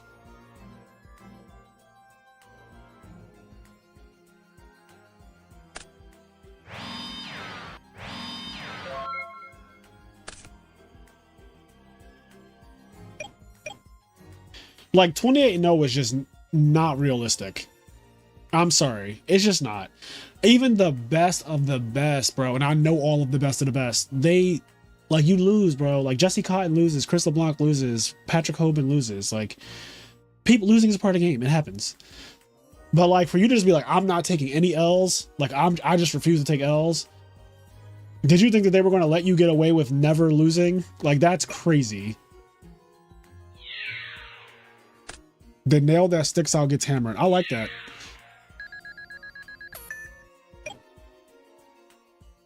Oh, Brandon Crank, thank you for the $10. Let's celebrate their first super on live stream. There's like a dancing thing in the chat. I don't know if everybody can see that. Is he the top fan now? Oh, Brandon shot all the way up to #1. He's the #1. He's in first place now. But he's in first. Frozen Souls in second. Robin Greatfellows in third. Zuku is in top 8. Nightbot is in top 8. TJ, D-Blast, Enrique. Imagine Compulse and Testalos on track for game. That would be fucking epic. Oh shit, he lost. What happened?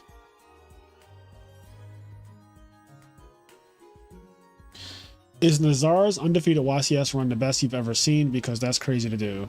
Well, no, because many people have gone undefeated in Yu-Gi-Oh! Now. Like that.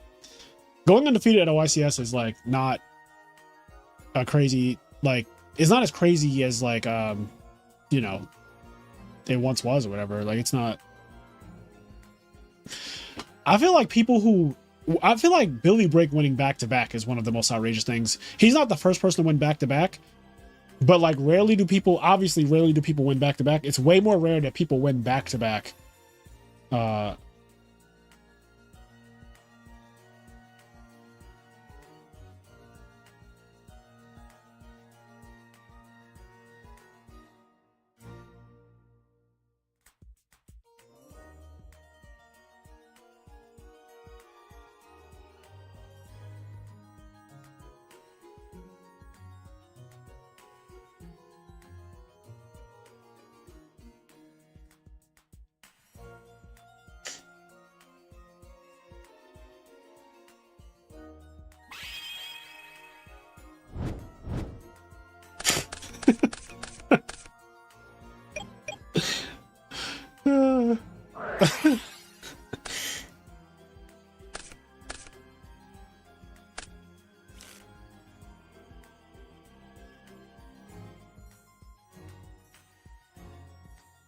All right, I'm catching up. I'm catching up on a bunch of messages, but anyway. Oh, God, Jerry Wang needs to be on the podcast too. Yeah, the thing is, I would love to get Jerry Wang and people like that, but like, who the fuck knows where Jerry Wang is? It's been over 10 years since anyone's seen that man in Yu-Gi-Oh!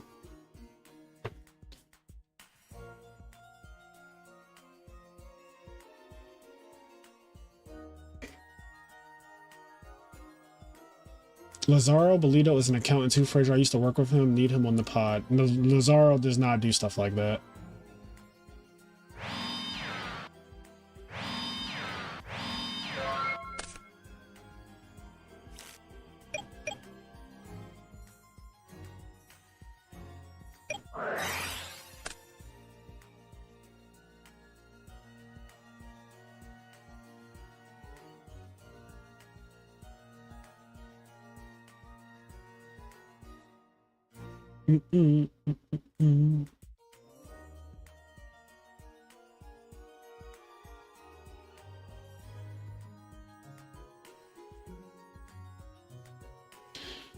Oh, this generation doesn't know about Jerry. Jerry Wang is a legend. We got Jerry Wang at home. We got Eric Shin now. The Bolito episodes are some of the best ever. I sent Jerry Wang to the Shadow Realm in 08 and he changed the format in Nashville afterwards. Sounds like a thing that he would do. Tyler Tevin became a millionaire after winning Nats. That's great. You going to Ohio? Well, yes. Well, yes. If you're talking about this Ohio. If we're talking about this Ohio, well, yes. We're in the finals, baby.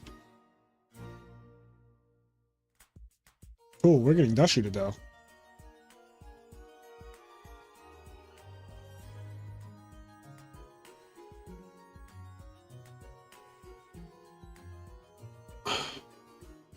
Oh, Tim, I just saw you upped your membership on Patreon.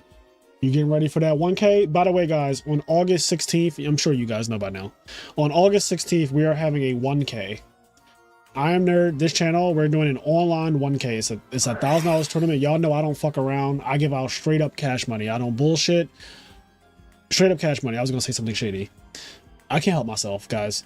I'm just an asshole. But like, we're giving out cash money. I was gonna say something shady. Anyway, yeah, we're doing a 1K August 16th. Mark the date down. And the next week after that, I will be in Ohio for this tournament. So my tournament is 1 week before this online. And this tournament in Ohio, which is a Darken is for first. Second gets a Ghost first Black Rose. And then there's a ton of prizes. The link is pinned right now, so you guys can, like, if you want the details. I've already booked my flight. I'm already going. Like, I'm already going there. Gary's going with me. OG, as some of you may know him. And I imagine a lot more people are going. Edison, now that Konami is officially just like, we're not doing real Edison anymore, we're going to be doing a lot more, like in general, I think the community is going to be doing a lot more tournaments and stuff to pick up the slack of not having Ultimate Time Wizard be a thing. So, does Adam Corn still work at Frankenstein's? I don't know if the proper term to use is work at Frankenstein's, because the way I understand Frankenstein's is like you rent a space and then you work for yourself. Like, I don't think Adam Corn works for Frankenstein's. I think that Adam Corn has a business that operates out of Frankenstein's, this space, because it's just a space for people to come and buy things. Kind of like how Reading Terminal, like if you went to Reading Terminal in Philly, you wouldn't say, oh, you work for Reading Terminal. You would say like you own a business at Reading Terminal.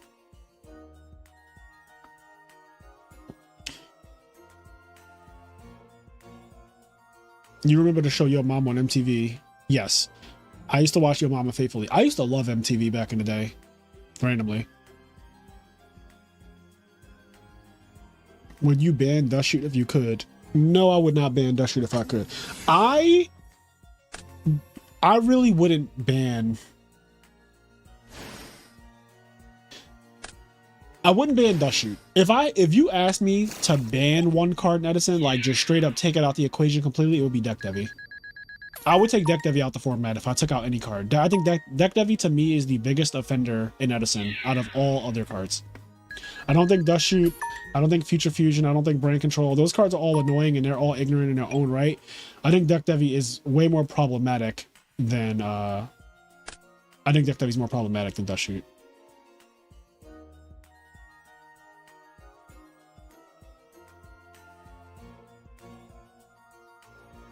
Frankenstein's is like a flea market, you rent your space. Exactly. That's what I assumed. Like,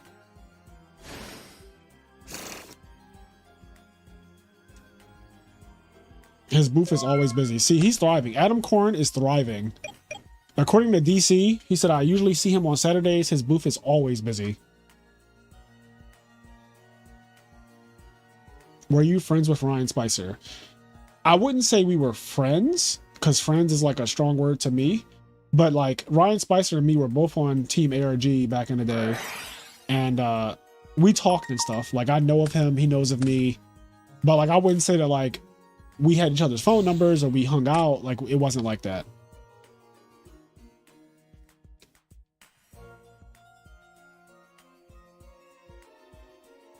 Top 5 MTV shows. Is this an MTV show next? Is next MTV? Is we already said Yo Mama. Sweet 16, like that show. Used to love that show.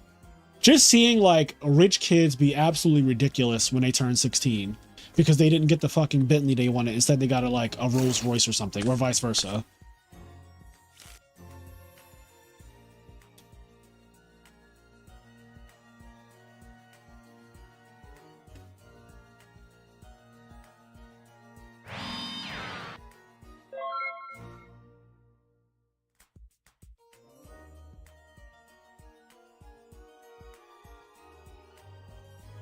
Also, Punked. Is Punked MTV? I liked Punked with Ashton Kutcher. I liked, what was the other ones? MTV just has a lot of good shows. Like all of the music video shows they used to have back in the day, like Total Request Live. I don't know if that's an MTV show, but like that one, TRL or whatever. Real World, College Hill, those are good ones.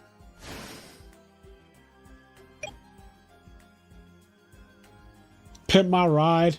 That shit was also hilarious. Putting fish tanks in people's cars.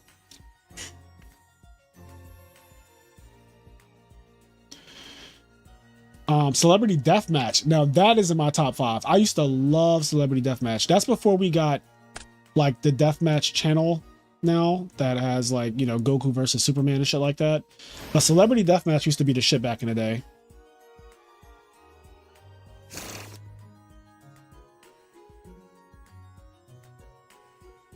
This is finals. Flavor of Love and I Love New York. Aren't those VH1 or are they MTV?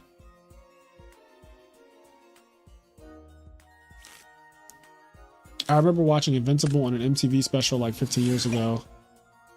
People don't remember it, but Invincible was on MTV with different animation. It didn't hit though. Really? I never knew that. There was an Invincible before the Invincible that we currently watch on Amazon?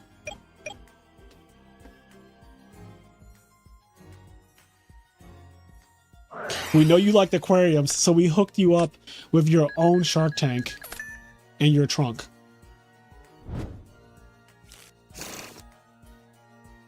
Oh no, is he dead?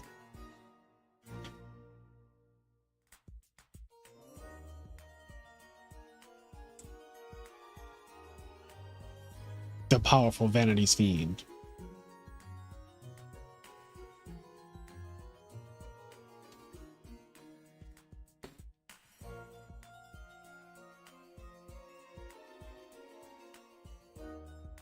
Jersey Shore.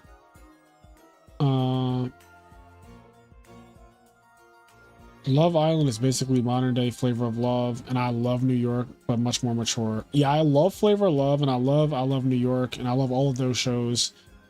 But I think they're all VH1.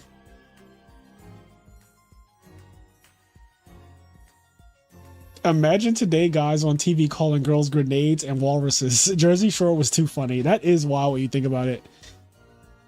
What would you play if we had Scrap Dragon Edison? I don't know, something with Debris Dragon. Honestly, I feel like Debris Hime would just be such a good deck. Debris Dragon making Scrap Dragon, because like there's really, outside of Stardust, there isn't really like a good level 8 to make. Red Dragon is ass, especially because the tokens can't attack. So the tokens that you get when you sync with Dandy just die, and I hate that. Anti-synergy. But making Scrap Dragon literally is like perfect synergy with the Dandy tokens, right? Like literally perfect synergy. It's the opposite of Red Dragon.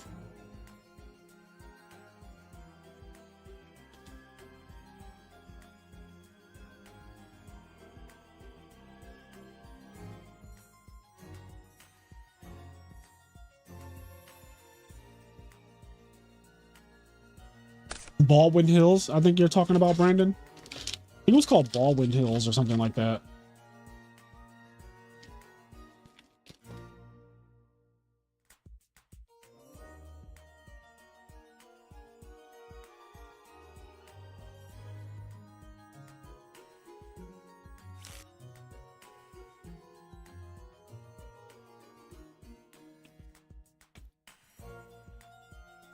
The Hills was the OG white girl show.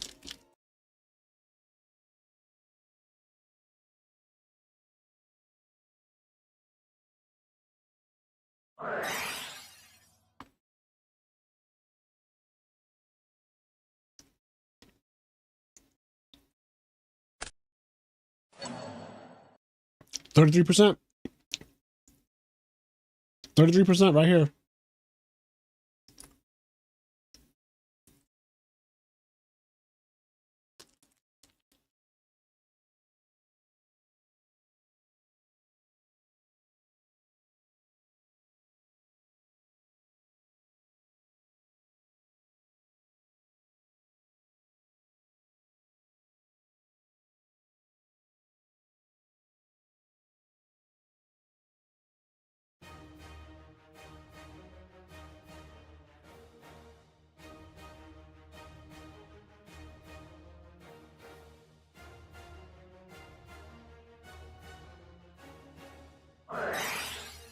Oh shit. I was not expecting that.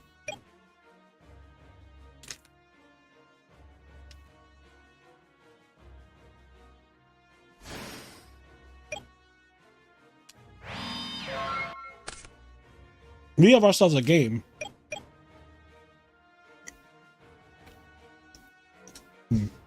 Swallowed up. Have you ever been swallowed up? Have you gone through a time of swallowing where everything was overwhelming and you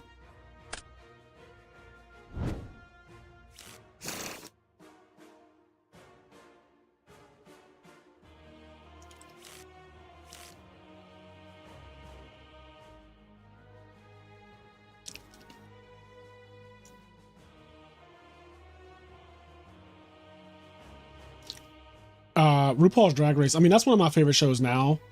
And that it is on MTV now, I think, right? But it goes between like MTV and VH1. I don't know where it currently airs because I don't watch it on TV. I just watch it on the internet. Why'd he do treacherous in response? I don't know.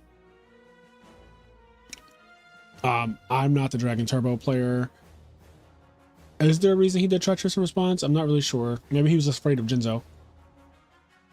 Maybe he just like saw the future and there was a Jinzo in his opponent's hand for a minute. Maybe his opponent dropped his hand on the table by accident and like he saw Jinzo and he was like, fuck it, treacherous. Draw face treacherous.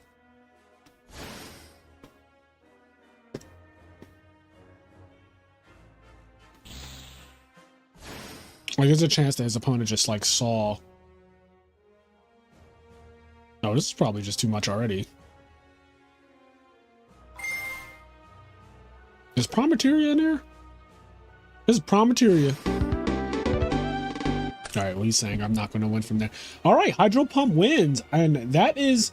So Santi and Hydro Pump, Killswitch, both of these players have now won tournaments.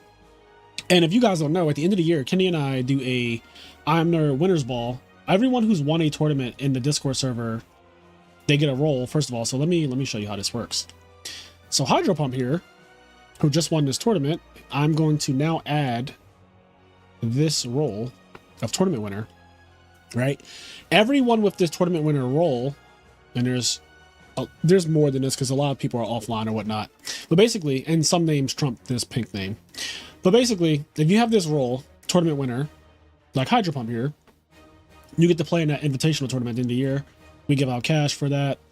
Obviously, it's free. If you've had the roll, that's all you need to do. You don't have to do anything else. But now he qualifies for that tournament, and Santi also qualifies for that tournament, and several other people. I'm going to get deck list real quick, so let me do that. So we'll get Santi. So both of these players are getting paid out. Hydro Pump getting first place, he's getting $35, and Santi's getting 15. You guys can get yourself some lunch tomorrow. Not too much lunch though, Santi. You only get 15, but Hydro gets 35, so he can get like, when they say guac is extra, he can be like, don't worry, I got that. I got that. What the fuck?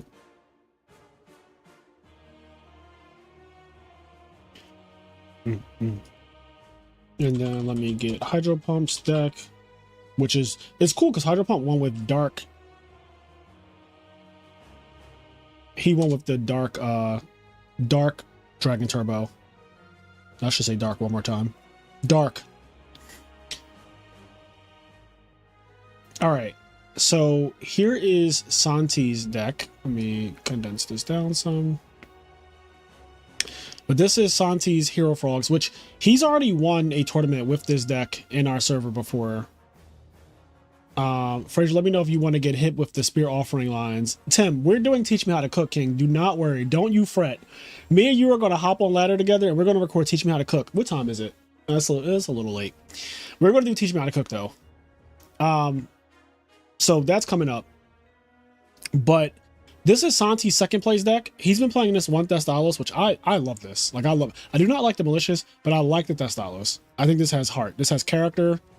This shows me he's a man of character. What I will say, if I could make a suggestion, I think one copy of Soul Exchange would make this deck eat so much better, because Soul Exchange Thestalos is actually crack, and Soul Exchange Substitute is also crack. Like Soul Exchange Sub is just broken, but Soul Thestalos is really, really, really, really strong.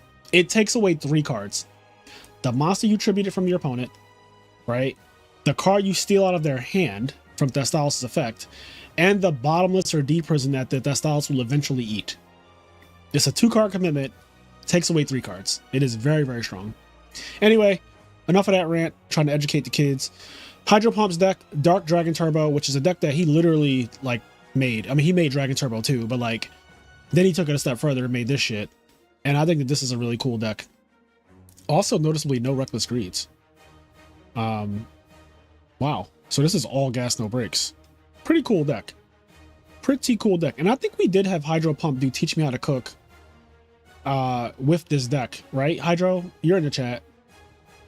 Did we do Teach Me How to Cook with this exact, like, not this build necessarily, but Dark Dragon Turbo? I think we did, right? I like it. I think it's cool. I think the fact that you could play Dark Arm Dragon and Dragon Turbo just makes sense to me. What did you cut the Recklesses for, though? I'm trying to see, like, what's not here. Is it just more monsters than normal? The DDR, the Monster Reincarnation, the Allure of Darkness. Okay, I guess that the 3 Recklesses are like those 3, you could argue. Allure, Monster Reincarnation, and DDR, because those aren't normally played in Dragon Turbo. Yeah, this is really cool, though. Like, this is a really cool concept. I also think DDR just has merit, like, in general, in this deck. But yeah, super cool. Super, super cool. So, guys, I think that's going to be it. I think we're going to call it there. How long have I been streaming? Let me check. Hold on, chat. It's been 3 hours. Yeah, we've been streaming for 3 hours. I think we're just going to call it there. Love both of the decks that won tonight, won money tonight. I really like this. I would just not play Malicious because I can't. Infernal Prodigy, Malicious Edge. And then you won, and then I'll put in the Soul Exchange. Infernal Prodigy, Malicious Edge, and then like, oh, y'all know I'm not playing Bottomless. Y'all know I'm not playing Soul Exchange. There you go. That and then you have a deck that speaks to my heart. I won't complain about anything else. Like the fact that you don't play Junk Synchron. I won't even bring it up. I won't even bring it up. I'll pretend like I didn't see it. I'll pretend like I didn't see it. But okay. Well, guys, have a good night. We'll talk later. Teach Me How to Cook comes out tomorrow. We have Ronak coming back. So I have a Teach Me How to Cook video already recorded with Gigavice, Young Puds. I think that might be next week. Not sure. I have a couple in my folder. I have to go through my inventory. I have a lot of videos, but I'm also planning to record with Tim. I'm planning to record with Loomer or Lemur. Both of those guys played Frogs this past weekend at Nationals and at RBET, and they both topped. And they both topped with unconventional frog decks. Not Hero Frogs, not regular Frog Monarchs, not Dream Frogs, not Frog OTK. They played their own spicy builds that play Sphere of Chaos and shit like that. So they will be on the channel, but their builds are different, which is interesting. One is playing Ultimate Offering, one is not. So those videos will be coming up as well. I still have to record other Teach Me How to Cooks too with people. It's just a lot. There's a lot, but I will get it all done for you guys. And yeah, we're just going to keep putting out content, you know? And I think I have a new series that I want to start soon as well. Stay tuned for that. I'm not going to give any details yet. But there's a new video series that I want to start on the channel that I think is going to be really fun. I think it's going to be really, really fun. So those are all things coming down the pipeline. But with that being said, guys, have a good night.